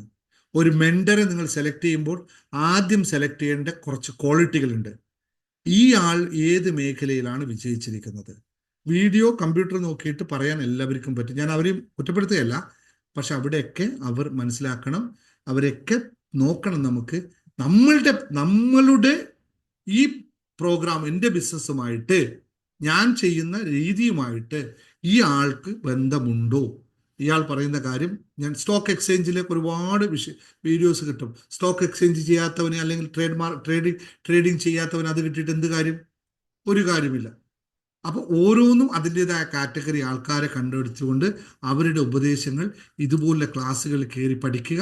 പഠിച്ചിട്ട് ആധികാരികമായ നിയന്ത്രണങ്ങൾ, വാക്ക് എഴുതി വെച്ചോളൂ, ആധികാരികമായ നിയന്ത്രണങ്ങൾ നമ്മൾ നടത്തിയേ പറ്റൂ. എങ്കിൽ മാത്രമേ ഇത് സാധ്യമാകുകയുള്ളൂ. അല്ലാതെ സാറേ കടം ഒഴിവാക്കാൻ വഴി പറഞ്ഞു തരൂ, വഴി ഇതേ ഉള്ളൂ, പ്ലാൻ തന്നെയുള്ളൂ. വേറെന്താ വഴി? ഒന്നും വഴിയില്ല. പക്ഷെ ഇതിന് ബലമുണ്ടാക്കാൻ ഞാൻ നേരത്തെ പറഞ്ഞ പോസിറ്റീവ് മൈൻഡ് സെറ്റ് ഉണ്ടാക്കാൻ എന്നെ പോലുള്ള ആൾക്ക് പറ്റും. നിങ്ങൾക്ക് പോസിറ്റീവ് കാര്യങ്ങൾ പറഞ്ഞു തന്ന്, പോസിറ്റീവ് അഫർമേഷൻസ് പറഞ്ഞു തന്ന്, പോസിറ്റീവ് നിലവാരത്തിൽ നിങ്ങളെ ഉയർത്താൻ, അതാണ് നമ്മൾ സ്ഥിരം ഇവിടെ ചെയ്തുകൊണ്ടിരിക്കുന്നത്. അത് സാധ്യമാകും. മറ്റ് പല കാര്യങ്ങളും നിങ്ങൾ സ്വയം ഊർജം എന്ന് പറയുന്നത് നിങ്ങൾ എടുക്കേണ്ടതാണ്. കറേജ് നിങ്ങൾ ഉണ്ടാക്കേണ്ടതാണ്. അതുണ്ടാക്കാനുള്ള ട്രെയിനിങ്ങുകളാണ് ഇതുപോലെ സ്ഥലങ്ങളിൽ നൽകുന്നത്. മണി മാനിഫെസ്റ്റേഷൻ ആയാലും ഓരോ പോയിന്റിലും നമ്മൾ പതുക്കെ പതുക്കെയാണ് വരുന്നത്. മാറ്റം വരുത്തേണ്ട പോയിന്റ് തൊട്ട് കാണിക്കുമ്പോൾ ചിലർക്ക് മനസ്സിലാവുന്നില്ലെന്നേ ഉള്ളൂ. എങ്കിലും അവരൊക്കെ ട്രാക്കിൽ വരും. മണി മാനിഫെസ്റ്റേഷൻ പ്രോഗ്രസ്സുകൾ ലോ ഓഫ് അട്രാക്ഷനിൽ എങ്ങനെ പ്ലാൻ ചെയ്യാം. പക്ഷെ യഥാർത്ഥത്തിൽ ഇപ്പോഴും എനിക്ക് തോന്നുന്നു ലോ ഓഫ് അട്രാക്ഷൻ പ്രാക്ടീസ് ചെയ്യുമ്പോഴും യഥാർത്ഥത്തിൽ എൻ്റെ ആവശ്യം എന്താണോ അതിനനുസരിച്ച് പ്രാക്ടീസിലേക്ക് വരാൻ പലർക്കും സാധിക്കുന്നില്ല എന്നുള്ളതും മനസ്സിലാക്കുന്നു. എന്നാലും നിങ്ങൾ ഡീപ്പായി പ്രാക്ടീസ് ചെയ്യുക. ദിവസവും ഇതുപോലെ കാര്യങ്ങളൊക്കെ വരുമാനം കൂട്ടുക, ചെലവ് നിയന്ത്രിക്കുക. കുറക്കുക എന്ന വാക്ക് ഉപയോഗിക്കുന്നില്ല, ചെലവ് നിയന്ത്രിക്കുക എന്ന് മാത്രം പറഞ്ഞുകൊണ്ട് ഇന്നത്തെ ദിവസത്തെ ഈ ക്ലാസ് ഇവിടെ അവസാനിപ്പിക്കുന്നു. കോഴ്സിൽ ബന്ധപ്പെടാൻ താല്പര്യമുള്ള ആൾക്കാർ, ലോ ഓഫ് അട്രാക്ഷനിലോ ഏത് കോഴ്സും ആവശ്യമുള്ള ആൾക്കാർ, നമ്മുടെ കോഴ്സിൽ നിലവിൽ പോകുന്ന 3 കോഴ്സുകളെ പറ്റി ഞാൻ പറയുന്നുള്ളൂ. പിന്നെ ഒരുപാട് കോഴ്സുകളുണ്ട്. 3 കോഴ്സുകളാണ് ഞാൻ ഫുൾ ഫ്ലെഡ്ജിൽ ചെയ്യുന്നത്. 1 law of attraction, 2 journey to happiness, 3-മത്തത് മണി മാനിഫെസ്റ്റേഷൻ. ഇത് കോഴ്സുമായിട്ട് ബന്ധപ്പെട്ട് നിങ്ങൾക്ക് വിളിക്കാവുന്നതാണ്. കൊച്ചി പ്രോഗ്രാമിൻ്റെ കാര്യം ഒന്നും കൂടി പറയാം, മിസ്സാക്കരുത്. നിങ്ങളെ സംബന്ധിച്ച് വളരെ വലിയൊരു തിരിച്ചറിവ് എനിക്കും നിങ്ങൾക്കും അവിടെ വെച്ചുണ്ടാവും. നിങ്ങൾക്ക് മാത്രമല്ല കേട്ടോ, എനിക്കും ഉണ്ടാവും. കാരണം നിങ്ങൾ ഓരോ ആളുടെയും യഥാർത്ഥ വിഷയങ്ങളെ കണ്ടറിയാനും അതിനനുസരിച്ച് എന്നെ തന്നെ ഒന്ന് പാകപ്പെടുത്തിയെടുക്കാനും ഇനി ഞാൻ പറയുന്ന ഓരോ വാക്കുകൾ അതൊക്കെ ചേർത്ത് കൊണ്ടുവരാനും ഒക്കെ സാധിക്കുന്ന രീതിയിലേക്കും ആ പ്രോഗ്രാം ഉണ്ടാവുന്നത്. അപ്പോൾ മിസ്സാക്കരുത് എന്ന് മാത്രം ഓർമ്മിപ്പിച്ചുകൊണ്ട് യൂട്യൂബ് വീഡിയോ കാണുന്നവർക്കും എല്ലാവർക്കും ചാനൽ സബ്സ്ക്രൈബ് ചെയ്യാൻ മറക്കരുത്. കാരണം ചാനൽ സബ്സ്ക്രൈബ് കൂടിയാൽ മാത്രമേ എനിക്ക് യൂട്യൂബ് തരുന്ന മണി കൂടുള്ളൂ. വ്യൂസ് കൂടിയാൽ മാത്രമേ എനിക്ക് യൂട്യൂബ് തരുന്ന, ഇതാണല്ലോ നമ്മളെ അടിസ്ഥാന വിഷയം. അതും കൂടി നമ്മളെ കൂട്ടണം എന്നുള്ളത് കൊണ്ട് നിങ്ങൾ മറക്കരുത്, മാക്സിമം ഷെയർ ചെയ്യുക. അതുപോലെ തന്നെ ആ റീൽസുകൾ എല്ലാ ദിവസവും ഇതുപോലെ ചെറിയ ചെറിയ റീൽസ് വരുന്നുണ്ട്. ആ റീൽസ് ഒന്ന് ഷെയർ ചെയ്ത് വിട്ടേക്കുക. റീൽസിൽ ഷെയർ ഇല്ല, ഷെയറും കൂടി ചെയ്ത് വയ്ക്കുക. ഇതെല്ലാം എൻ്റെ ധന ആഗമന, അല്ലെ ഇന്നലെ പറഞ്ഞില്ലേ, ധന ആഗമന അഫ്രിമേഷൻ അല്ല, ധന ആഗമന മാനിഫെസ്റ്റേഷൻ ആണ്. അത് നിങ്ങൾ ചെയ്തു തരണം എന്ന് മാത്രം ഓർമ്മിപ്പിക്കുന്നു. Thank you. ഞാനിപ്പോൾ വൈൻഡപ്പ് ചെയ്യാണ്. ബാക്കി നിങ്ങൾക്ക് ആർക്കും സംസാരിക്കണ്ടിരിക്കാം, അല്ലെങ്കിൽ നമുക്കിന്ന് പിരിയാം. Thank you sir, thank you always. Yes Sudheer പറഞ്ഞു. സാറേ, ഞാന് കൊച്ചി പ്രോഗ്രാമിന്റെ കാര്യം പറയാണ്. ഞങ്ങള് 12-ാം തീയതി ഇവിടെ നിന്ന് വരുന്നുണ്ട്, ഫാമിലി ആയിട്ടാണ്. അപ്പം രാധാമേണം അവിടെ നമുക്കെല്ലാവർക്കും അല്ല, കുറച്ച് ആൾക്കാർക്ക് അവിടെ അക്കോമഡേഷൻ റെഡിയാക്കിയിട്ടുണ്ടായിരുന്നു. ഞങ്ങള് ഫാമിലി അവിടെ ഉണ്ട്. ബാക്കി 8 പേർക്കെങ്കിലും അവിടെ താമസിക്കാനുള്ള സൗകര്യം ഉണ്ട്. ലേഡീസ് ഇപ്പൊ ഒറ്റയ്ക്ക് വരുന്ന ആളാരെങ്കിലും ഉണ്ടെങ്കിൽ അവർക്ക് ജോയിൻ ചെയ്യാം. അപ്പൊ അതിനുള്ള സൗകര്യം അവിടെ ഉണ്ട്. താങ്ക് യു രാധാമാം. വളരെ നല്ലൊരു ഓഫറാണ് നമുക്ക് നൽകിയത് പലരും വരുന്നവർക്ക്. അപ്പൊ അതൊന്ന് കോർഡിനേറ്റ്, നിങ്ങൾ പരസ്പരം വരുന്നവര് നമ്മൾ ആ ഗ്രൂപ്പിൽ ഒന്ന് കോർഡിനേറ്റ് ചെയ്തിട്ട് വേണ്ട സൗകര്യങ്ങൾ അങ്ങോട്ടും ഇങ്ങോട്ടും കണക്ട് ചെയ്യണം. എനിക്കൊന്ന് ഇന്ന് അമ്പിയേച്ചി മറ്റേ ഹോട്ടൽ മറ്റേ ഫ്രഷ് ആവാൻ ഉള്ള സൗകര്യങ്ങളെ പറ്റി ഒന്ന് അന്വേഷിച്ചു തോന്നുന്നു. അവിടെ റെയിൽവേ സ്റ്റേഷനിൽ ഇറങ്ങി വരുന്നവർക്ക് എനിക്കതിനെപ്പറ്റി കൂടുതൽ അറിയില്ല. അപ്പോൾ നിങ്ങൾ പരസ്പരം കോർഡിനേറ്റ് ചെയ്ത്, നമ്മുടെ ഒരു കമ്മ്യൂണിറ്റിയാണ്, അതുകൊണ്ട് പരസ്പരം അങ്ങോട്ടും ഇങ്ങോട്ടും കോർഡിനേറ്റ് ചെയ്തിട്ട് കാര്യങ്ങൾ ചെയ്യണം. ഇതുപോലെ അതുപോലെ നമ്മുടെ ഒരുപാട് സുഹൃത്തുക്കൾ ഇതുമായിട്ട് ഓരോ കാര്യങ്ങളും പറഞ്ഞിട്ടുണ്ട്. അപ്പോൾ അത് ഒന്ന് എല്ലാവരും പരസ്പരം കോർഡിനേറ്റ് ചെയ്യണം എന്നുള്ളത് മാത്രം സ്നേഹത്തോടെ. യെസ്, തീർച്ചയായിട്ടും അത് പ്രാർത്ഥിക്കാം, മറക്കില്ല. സുശീല രാജൻ എന്തെങ്കിലും പറയാനാണോ കൈ ബുക്ക് ചെയ്ത്? അൺമ്യൂട്ട് ചെയ്തോളൂ. അൺമ്യൂട്ട് ചെയ്തോ സുശീല രാജൻ, അൺമ്യൂട്ട് ചെയ്തോളൂ. അല്ല, പറയുന്നില്ല സാറേ. Okay, thank you. ഓക്കെ, ആർക്കെങ്കിലും എന്തെങ്കിലും പറയാനുണ്ടോ? ഇല്ലെങ്കിൽ നമുക്കൊരു പ്രാർത്ഥന ഉണ്ട്. ഓക്കെ, ലീന പ്രശാന്ത് പറഞ്ഞു. ഒരു മിനിറ്റ്, സൂസൻ പറഞ്ഞു. സാർ, ഞാനൊരു റിയൽ എസ്റ്റേറ്റ് ബിസിനസ് ചെയ്യുന്ന ആളാണ്. അപ്പം കഴിഞ്ഞ 1 ഇയർ ആയിട്ട് എനിക്ക് കുറെ ഓപ്പർച്യൂണിറ്റീസ് വന്ന് കിടപ്പുണ്ട്. പക്ഷെ ഒരു ബ്ലോക്ക്, എന്താ ഞാൻ ചെയ്യേണ്ടെന്നുള്ള ഒരു വരുന്നില്ല. എല്ലാം എൻ്റെ NREs ആണ്. ശരിക്കും പറഞ്ഞാൽ ഞാൻ എൻ്റെ റിലേറ്റീവ്സിന്റെ NREsന്റെ എല്ലാം അപ്പം അതെന്ത് അതിനൊരു ബ്ലോക്ക് 1 year ആയിട്ട്. എന്ത് ബ്ലോക്കാണ് മാം ഫേസ് ചെയ്യുന്നത്? ഒത്തിരി ആളുകൾ വരുന്നു, കാണുന്നു, എല്ലാം ഇത് ചെയ്യുന്നു. പക്ഷെ ലാസ്റ്റ് ആകുമ്പം അത് പോന്നു. നമ്മൾ നടക്കാൻ പോകും. എല്ലാ പ്രോപ്പർട്ടി അങ്ങനെയാണ്. എല്ലാ പ്രോപ്പർട്ടി അല്ല, ഇപ്പൊ ഒരു 2 പ്രോപ്പർട്ടി അങ്ങനെ തന്നെ. ബാക്കി പ്രോപ്പർട്ടി ഒരു 2 എണ്ണം കുറച്ച് നാളായിട്ട് അത് അങ്ങനെ തന്നെ. വില എടുക്കാത്താണോ ആൾക്കാരെ ഒഴിവാക്കി പോകുന്നതാണോ? അല്ലല്ല, വില എടുക്കാത്തോണ്ടല്ല, ആളുകൾ എന്തോ ഒഴിവായി, ഫ്രണ്ടിലുള്ള ഒരാൾ എന്തോ ചെയ്യും, അങ്ങനെ ആരെങ്കിലും പറഞ്ഞ അങ്ങനെ പോയി. എല്ലാം ശരിക്കും പ്രൈം ലൊക്കേഷനാണ്, നല്ല ലൊക്കേഷനൊക്കെയാണ്. പക്ഷെ അത് അങ്ങനെ ഒരു ഒന്ന് നോക്കിയാൽ പറയാൻ പറ്റും. ഇങ്ങനെ ഡയറക്റ്റ് ഇപ്പൊ ഞാനിപ്പോ അതിനെപ്പറ്റി അറിയാതൊരു അഭിപ്രായം പറയുന്നത് ശരിയല്ലല്ലോ. അപ്പൊ ഞാൻ സാറിനെ ഞാൻ ടോക്ക് ചെയ്യാൻ ഞാൻ കോണ്ടാക്ട് ചെയ്യാൻ വേണ്ടി ഞാൻ അഡ്മിനോട് ഇത് ചെയ്തായിരുന്നു ഒന്ന്. ഇനിയിപ്പോ നമ്മള് കൊച്ചി പ്രോഗ്രാം കഴിഞ്ഞിട്ട് മാത്രമേ സമയം. ഓഫീസ് മതി നല്ല മതി. തിരക്കാണ്. ഓഫീസ് നല്ല തിരക്കാണ്. പിന്നെ അതുപോലെ തന്നെ സംസാരിക്കാനും ഈ ക്ലാസ് തന്നെ ഞാൻ നമുക്ക് ഒരിക്കലും 365 ദിവസത്തെ കമ്മിറ്റ്മെന്റ് ഉള്ളതുകൊണ്ട് മാത്രമേ ഈ ക്ലാസ് നടക്കുന്നുള്ളൂ. അല്ലെങ്കിൽ നടക്കില്ല. അപ്പൊ പ്രോഗ്രാം കഴിഞ്ഞിട്ട് മതി. മാം എവിടെ, സ്ഥലം എവിടെ? ഞാൻ കോട്ടയം, അതായത് ചങ്ങനാശ്ശേരി. വരുന്നുണ്ടോ? കൊച്ചിക്ക് വരുന്നുണ്ടോ? ഇച്ചിരി ഇതുണ്ട്, ഒരു മോള് മാത്രമല്ല, അപ്പൊ അവൾക്ക് എക്സാം ഒക്കെയാണ്. അപ്പൊ അത് കഴിഞ്ഞിട്ട് ഒന്ന് അഡ്മിനെ വിളിച്ചോളൂ, നമുക്കൊന്ന് വിശദീകരിക്കാം. Okay thank you sir. Okay thank you sir. ഞാനും പറഞ്ഞിരുന്നു അഡ്മിനോട്, അപ്പൊ ഈ പ്രോഗ്രാം കഴിഞ്ഞിട്ട് പറയാന്നാ പറഞ്ഞു. എനിക്ക് അത്യാവശ്യമാണ് സാറിനെ, ഒന്ന് സംസാരിച്ചേ മതിയാകുള്ളൂ. ആണോ? ആ. പക്ഷെ ഞാൻ ഓഫീസിൽ ഒരുപാട് പെൻഡിങ് വർക്കുകൾ ഉണ്ട്. ഇപ്പൊ 4-5 ദിവസത്തേക്ക് നാട്ടിലേക്ക് വരുന്നതുകൊണ്ട് അത്രയും തീർക്കാണ്. ഞാൻ എനിക്ക് വേണ്ടി 1 മണിക്കൂർ മതി സാറേ, 1 മണിക്കൂർ. എനിക്ക് കുറച്ച് അഡ്വൈസ് കിട്ടാനുണ്ട്. ഒരുപാട് കൺഫ്യൂഷൻ. 15-ാം തീയതി ശേഷം പോരാ? ഇല്ല, അതിന് മുന്നേ കിട്ടിയോളെ. ഇത്രയും അർജന്റ് ആണെങ്കിൽ ഒന്ന് അഡ്മിൻ സുജിത രാജീവിന്റെ നിങ്ങൾ ഒരു വോയിസ് അവർക്ക് അയക്കും ആദ്യം കേട്ടോ. എന്താണ് നിങ്ങൾ യഥാർത്ഥത്തിൽ വേണ്ടതെന്ന് വെച്ചാൽ, എന്നിട്ട് നസീബ സുജിത മാം പറയുന്ന ഒരു വോയിസ് ഒന്ന് അയച്ചു തരണേ, എന്നിട്ട് നമുക്ക് പറയാം ഞാൻ കേട്ടോ. ഒന്നാമത് എനിക്ക് കൂടുതൽ സംസാരിക്കാം, ഓഫീസിലെ കാര്യം സംസാരിക്കുന്നത് വളരെ ഇപ്പൊ ഞാൻ വെള്ളം കുടിച്ചുകൊണ്ടാണ് നിൽക്കുന്നത്. എന്തായാലും നമുക്ക് നോക്കാം. ഞാൻ അജിത മാമിന് ആ നമ്പർ ഒന്ന് കൊടുത്തേക്കണേ. ഞാനിപ്പോ ചാറ്റിൽ ഇട്ടിട്ടുണ്ടായിരുന്നു, എന്നെ കുവൈറ്റിൽ നിന്ന് വിളിച്ച നമ്പർ. അജിത മാം എന്നോട് നേരത്തെ അജിത മാം പറഞ്ഞല്ലോ, ആ നമ്പർ ഒന്ന് കൊടുക്കാൻ പറഞ്ഞിരുന്നു എന്നോട് സംസാരിച്ചപ്പോ. അപ്പൊ ഞാൻ ഇട്ടിട്ടുണ്ട്. മാമ ഉണ്ടെങ്കിൽ ഒന്ന് എടുത്തോളാൻ പറയും. ഒന്നുകൂടെ ഇടണോ? ഹൈദരാബാദ് ഡ്യൂട്ടി തിരക്കിലായിരിക്കും. ഒന്ന് ഈ നമ്പർ നോട്ട് ചെയ്ത് വെച്ചോ നസീബ, ഇവർ പറഞ്ഞ നമ്പർ. ഒന്ന് അഡ്മിൻ ഇവർക്ക് തന്നെ അയച്ചു കൊടുത്താൽ, അഡ്മിൻ അയച്ചു കൊടുത്താൽ ഞാൻ അജിത മാമിന് കണക്ട് ചെയ്ത് പറയാം, ഞാൻ ചെക്ക് ചെയ്ത് പറയാം കേട്ടോ. ശരി. ആയിട്ടുണ്ട്. അല്ല, നിങ്ങൾക്ക് അയച്ചു തരും, ഇവർ അയച്ചു തരും. വീണ്ടും പേഴ്സണലായിട്ട് ഒന്ന് നസീബൊക്കെ അയച്ചു കൊടുത്തു കേട്ടോ നമ്പർ. ശരി. Okay, thank you. Thank you. Rahitha എന്താ പറയാനുള്ള? ഞാൻ ലീനയാണ്. ലീന പറയും. എനിക്ക് ഞാൻ പാർലർ നടത്തുവാണ് ഒരു 15 വർഷമായിട്ട്, ബ്യൂട്ടി പാർലർ ബാംഗ്ലൂർ. ഒരു 1 year ആയിട്ട് ബിസിനസ് വളരെ കുറവാണ്. പിന്നെ എനിക്ക് ജോലിക്കാരും കിട്ടുന്നില്ല, എത്ര ശ്രമിച്ചിട്ടും ജോലിക്കാരും കിട്ടുന്നില്ല. അതൊരു ബുദ്ധിമുട്ട്, ഒറ്റയ്ക്ക് മെയിൻറ്റെയിൻ ചെയ്യുന്നതുകൊണ്ട് കുറച്ച് കഷ്ടം. നമുക്കിവിടെ പാർലറിൽ 2 ആൾക്കാരുണ്ടല്ലോ, ബ്യൂട്ടി പാർലർ തീരെ വർക്ക് കിട്ടുന്നില്ല എന്നും പറഞ്ഞിട്ട് എന്റെ കൂടെ വന്നതിന്റെ പിറ്റേ ദിവസം വർക്ക് കൊണ്ട് നിൽക്കാൻ പറ്റാത്ത ആൾക്കാരുണ്ടല്ലോ. അവരെവിടെ പോയി?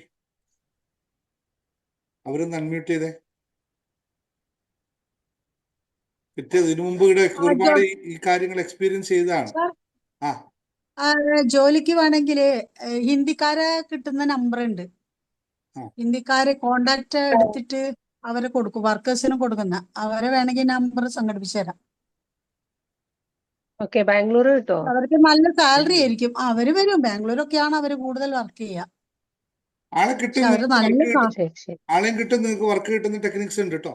നിങ്ങൾക്ക് തന്നെ നിന്ന് തിരിയാൻ പറ്റാത്ത വർക്ക് കിട്ടുന്ന പരിപാടികളുണ്ട്. Okay sir. ഇവിടെ എക്സ്പീരിയൻസ് ചെയ്ത നമ്പർ ഒരുപാട് ആൾക്കാരുണ്ട് ആ കാര്യത്തിൽ. ഇപ്പോഴും നിന്ന് ഇപ്പൊ എനിക്കൊന്നും ഒരു ക്ലാസ്സിൽ പോലും പങ്കെടുക്കാൻ പറ്റാത്ത തിരക്കുണ്ട്. രണ്ടുപേർക്കും, ഓമനാമയ്ക്കും അതുപോലെ തന്നെ ബഹറിൽ നിന്നുള്ള ഖത്തറിൽ നിന്നുള്ള ഒരാളും. ഇത് രണ്ടുപേരും എപ്പോഴും പറയുന്ന കാര്യമാണ്. ലാപ്ടോപ്പ് അടക്കം 2500 3000 ദിറംസ് ഒക്കെ കൊടുത്തിട്ട് ലാപ്ടോപ്പ് ഒക്കെ വാങ്ങിച്ചു ഒരു മാസത്തിനകത്ത്.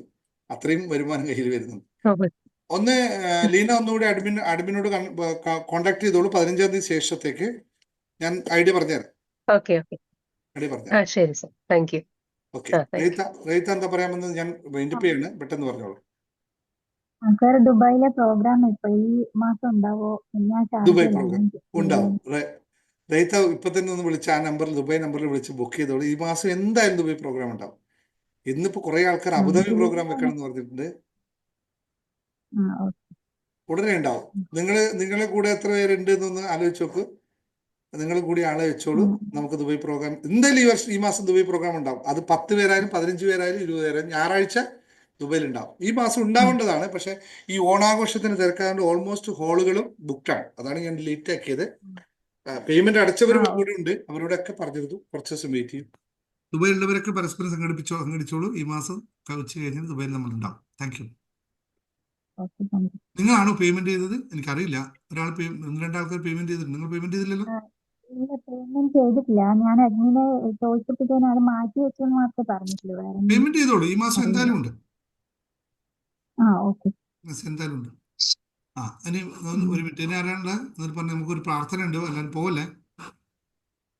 സാറ് രാവിലത്തെ ക്ലാസ് 5:30 മുതൽ എത്ര വരെയാ? നാളെ സ്പെഷ്യൽ ഇല്ലേ ക്ലാസ്? സെയിം ദിവസമാണ്. എല്ലാ ദിവസവും സെയിം. അല്ല, 8 മണി. മെഡിറ്റേഷൻ ക്ലാസ് 5:30 മുതൽ 6:30 മണി വരെ. ഇന്ന് രാവിലെ ചെയ്തല്ലോ. അതേ സെയിം തന്നെ നാളെ. സാറേ, ഇന്ന് ഞാൻ ഉറങ്ങിപ്പോയി. ഇത്രയും ദിവസമായിട്ട് ആദ്യമായിട്ട് കയറാൻ പറ്റിയില്ല. എന്നും ഞാൻ ഉണരുമായിരുന്നു 5 മണിക്ക്. നിങ്ങൾക്ക് നാളെ 1 മണിക്കൂർ സ്പെഷ്യൽ ക്ലാസ് ഉണ്ട്. മറക്കരുത്. സമയം എപ്പോൾ സമയം എനിക്ക് കിട്ടുന്നു അപ്പോൾ ഞാൻ വിളിക്കും. എനിക്ക് അത്രേ പറ്റുള്ളൂ. ഇന്ന് എനിക്ക് നിന്ന് നിൽക്കാൻ സമയമില്ലാത്ത സമയത്താണ് നിങ്ങളെ വിളിച്ചേ. Sir okay. നാളെ സൺഡേ ലീവാ. നാളെ ഏത് സമയത്തും അവിടെ ക്ലീനിങ് ഉണ്ട്, അതുണ്ട്, ഇതെന്ന് പറഞ്ഞു പോയേക്കല്ലേ? ഇല്ല ഇല്ല ഇല്ല. ഓക്കെ. വേറെ ആർക്കൊന്നും പറയാനില്ല. നമുക്കൊരു പ്രാർത്ഥനയുണ്ട്. നമ്മുടെ ഒരു പ്രാർത്ഥനയുണ്ട്. അത് കഴിഞ്ഞിട്ട് വരാം കേട്ടോ. എല്ലാവരും ഒന്ന് മ്യൂട്ട് ചെയ്യണേ. നമ്മുടെ സരിത മാമിന്റെ ഒരു ഫ്രണ്ടിന് നിങ്ങൾ എന്തിനാ അൺമ്യൂട്ട് ചെയ്യുന്നത്? അൺമ്യൂട്ട് ചെയ്യൂ ബാക്കിയുള്ളവർ. ഞാൻ മ്യൂട്ട് ചെയ്യുമ്പോൾ നിങ്ങൾ അൺമ്യൂട്ട് ചെയ്യുന്നു. സരിത മാമിന്റെ ഫ്രണ്ടിന് എന്താ പറയാ, അങ്ങനെയൊന്നും സംഭവിക്കാതിരിക്കട്ടെ എന്നുള്ള പ്രാർത്ഥനയാണ്. ആർക്കും ഇത്തരം സംഭവങ്ങൾ ഉണ്ടാവരുത് എന്നുള്ള പ്രാർത്ഥനയാണ് നമുക്ക് എപ്പോഴുള്ളത്. അപ്പോൾ അവരുടെ ശരീരത്തില് എന്താ പറയാ സംഭവിച്ചിരുന്ന ആ ഒരു കാര്യത്തിനെ പൂർണ്ണമായും മാറ്റപ്പെട്ട് ഭേദപ്പെട്ട് പൂർണ്ണമായും അത് മുഴുവൻ ഒഴിവാക്കി നാളെ നടക്കുന്ന ഒരു പ്രക്രിയയിലൂടെ അത് മുഴുവനായും സുഖപ്പെട്ട് അവർ പൂർവാധികം ശക്തിയായി തന്നെ പൂർവാധികം ഓജസ്സോടുകൂടി ജീവിതത്തിലേക്ക് തിരിച്ചു വരാനായി എല്ലാവരും ഒന്ന് പ്രാർത്ഥിക്കുക. എല്ലാവരും ആത്മാർത്ഥമായി ഒന്ന് പ്രാർത്ഥിക്കണം. ആ സുഹൃത്ത് പൂർവാധികം ഓജസ്സോടും കൂടി ജീവിതത്തിലേക്ക് തിരിച്ചു വരുന്നതായി നമ്മൾ പ്രാർത്ഥിക്കുന്നു.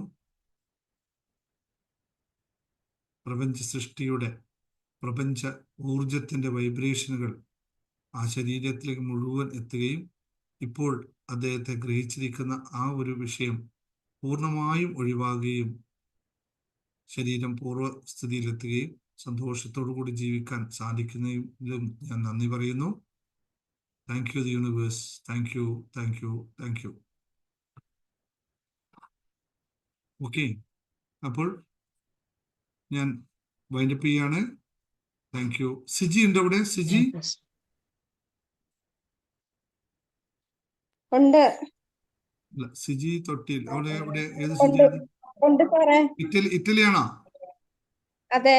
ഒരു 5 മിനിറ്റ് കഴിഞ്ഞിട്ട് ഒന്ന് ജോയിൻ ചെയ്യണേ. സാറേ, ഒരു ചെറിയ കാര്യം പറയട്ടെ.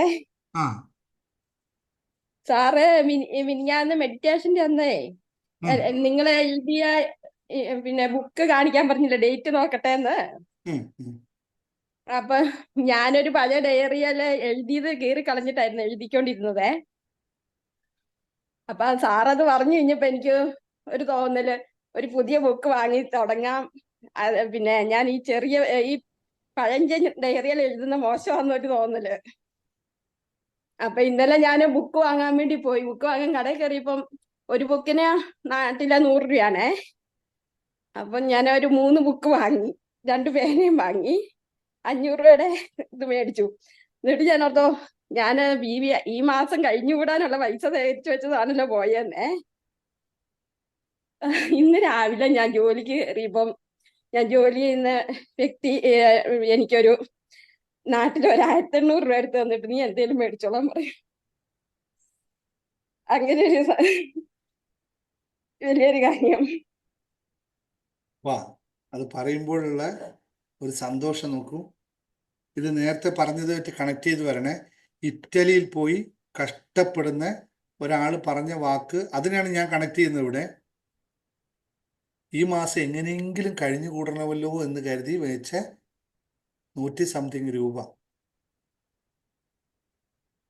അത് തീർന്നപ്പോഴുള്ള സങ്കടം വന്നപ്പോൾ മറ്റൊരു വഴിക്ക് വന്നു. അത് മറ്റൊരു കാര്യം. പക്ഷെ ആലോചിച്ച് നോക്കൂ, കിട്ടുന്ന ശമ്പളം മുഴുവനായിട്ടും എൻ്റെ ഭർത്താവും കുട്ടികളും ജീവിക്കണമല്ലോ എന്ന് പറഞ്ഞ് അന്നേരം നാട്ടിലേക്ക് അയക്കുന്നവരാണ് പ്രവാസി.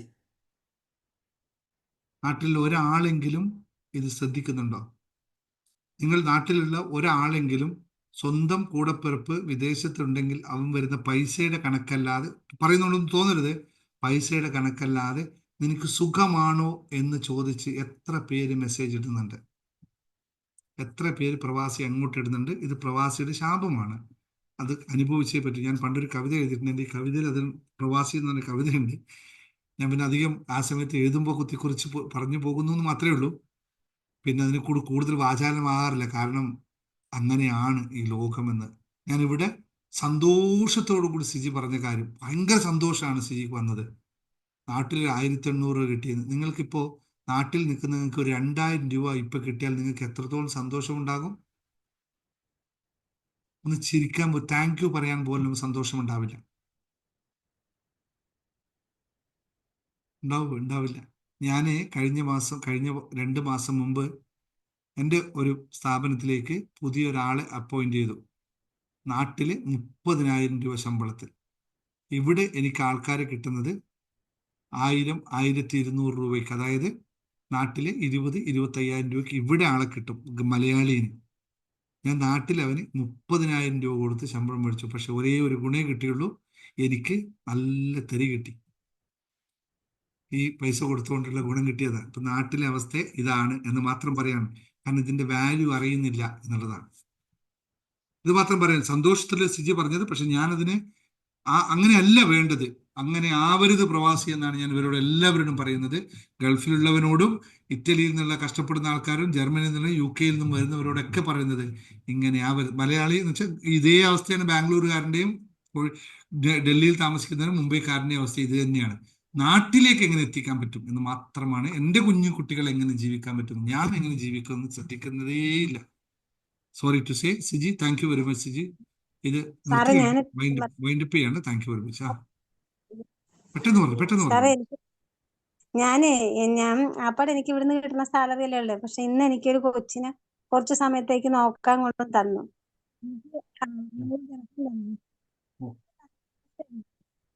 കട്ടായി പോയി, സൗണ്ട് വരുന്നില്ല. വീഡിയോ ഓഫ് ചെയ്തോ? വീഡിയോ ഓഫ് ചെയ്തു, പറഞ്ഞോ.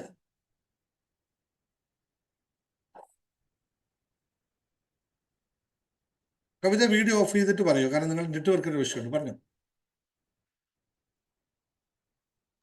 എനിക്ക് ഒരു കൊച്ചിനെ ഇവിടെ നോക്കാൻ കൊണ്ടുവന്ന് രാവിലെ തന്നായിരുന്നു.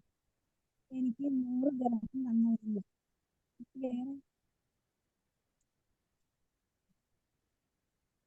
സൗണ്ട് വരുന്നില്ല കേട്ടോ, റേഞ്ചിന്റെ വിഷയം. ഇതും ഒന്ന് നിങ്ങൾ ഞാൻ കുറേ കാര്യങ്ങൾ പറഞ്ഞു പോകുന്നില്ല, തൽക്കാലം വൈൻഡപ്പ് ചെയ്യുന്നു. Thank you very much. ഒരുപാട് കഥകൾ ഇങ്ങനെയുള്ള പറയാനുണ്ട്. എനിക്ക് തോന്നുന്നത് കവിത പറയാൻ ഉദ്ദേശിച്ചത് ഒരു കൊച്ചിനെ കൂടി എനിക്ക് ഇന്ന് മുതൽ നോക്കാൻ തന്നു, ഹൗസ് മെയ്ഡിന്റെ എക്സ്ട്രാ ഡ്യൂട്ടി എന്ന രീതിയിൽ. അതിൽ നിന്നൊക്കെ കാശ് കിട്ടി എന്നുള്ള സന്തോഷമാണ് പറയാനുള്ളത്. സന്തോഷമാണ്, സ്നേഹം. നിങ്ങളെല്ലാവരും ശ്രദ്ധിക്കണം സഹോദരങ്ങളെ. ജീവിതം എന്ന് പറയുന്നത് ഇത്രയും എന്താ പറയുക, ശ്രദ്ധാപൂർവം ചെയ്യേണ്ട ഒരു സാധനമാണെന്ന് ഓർക്കുക. Thank you very much. അപ്പോൾ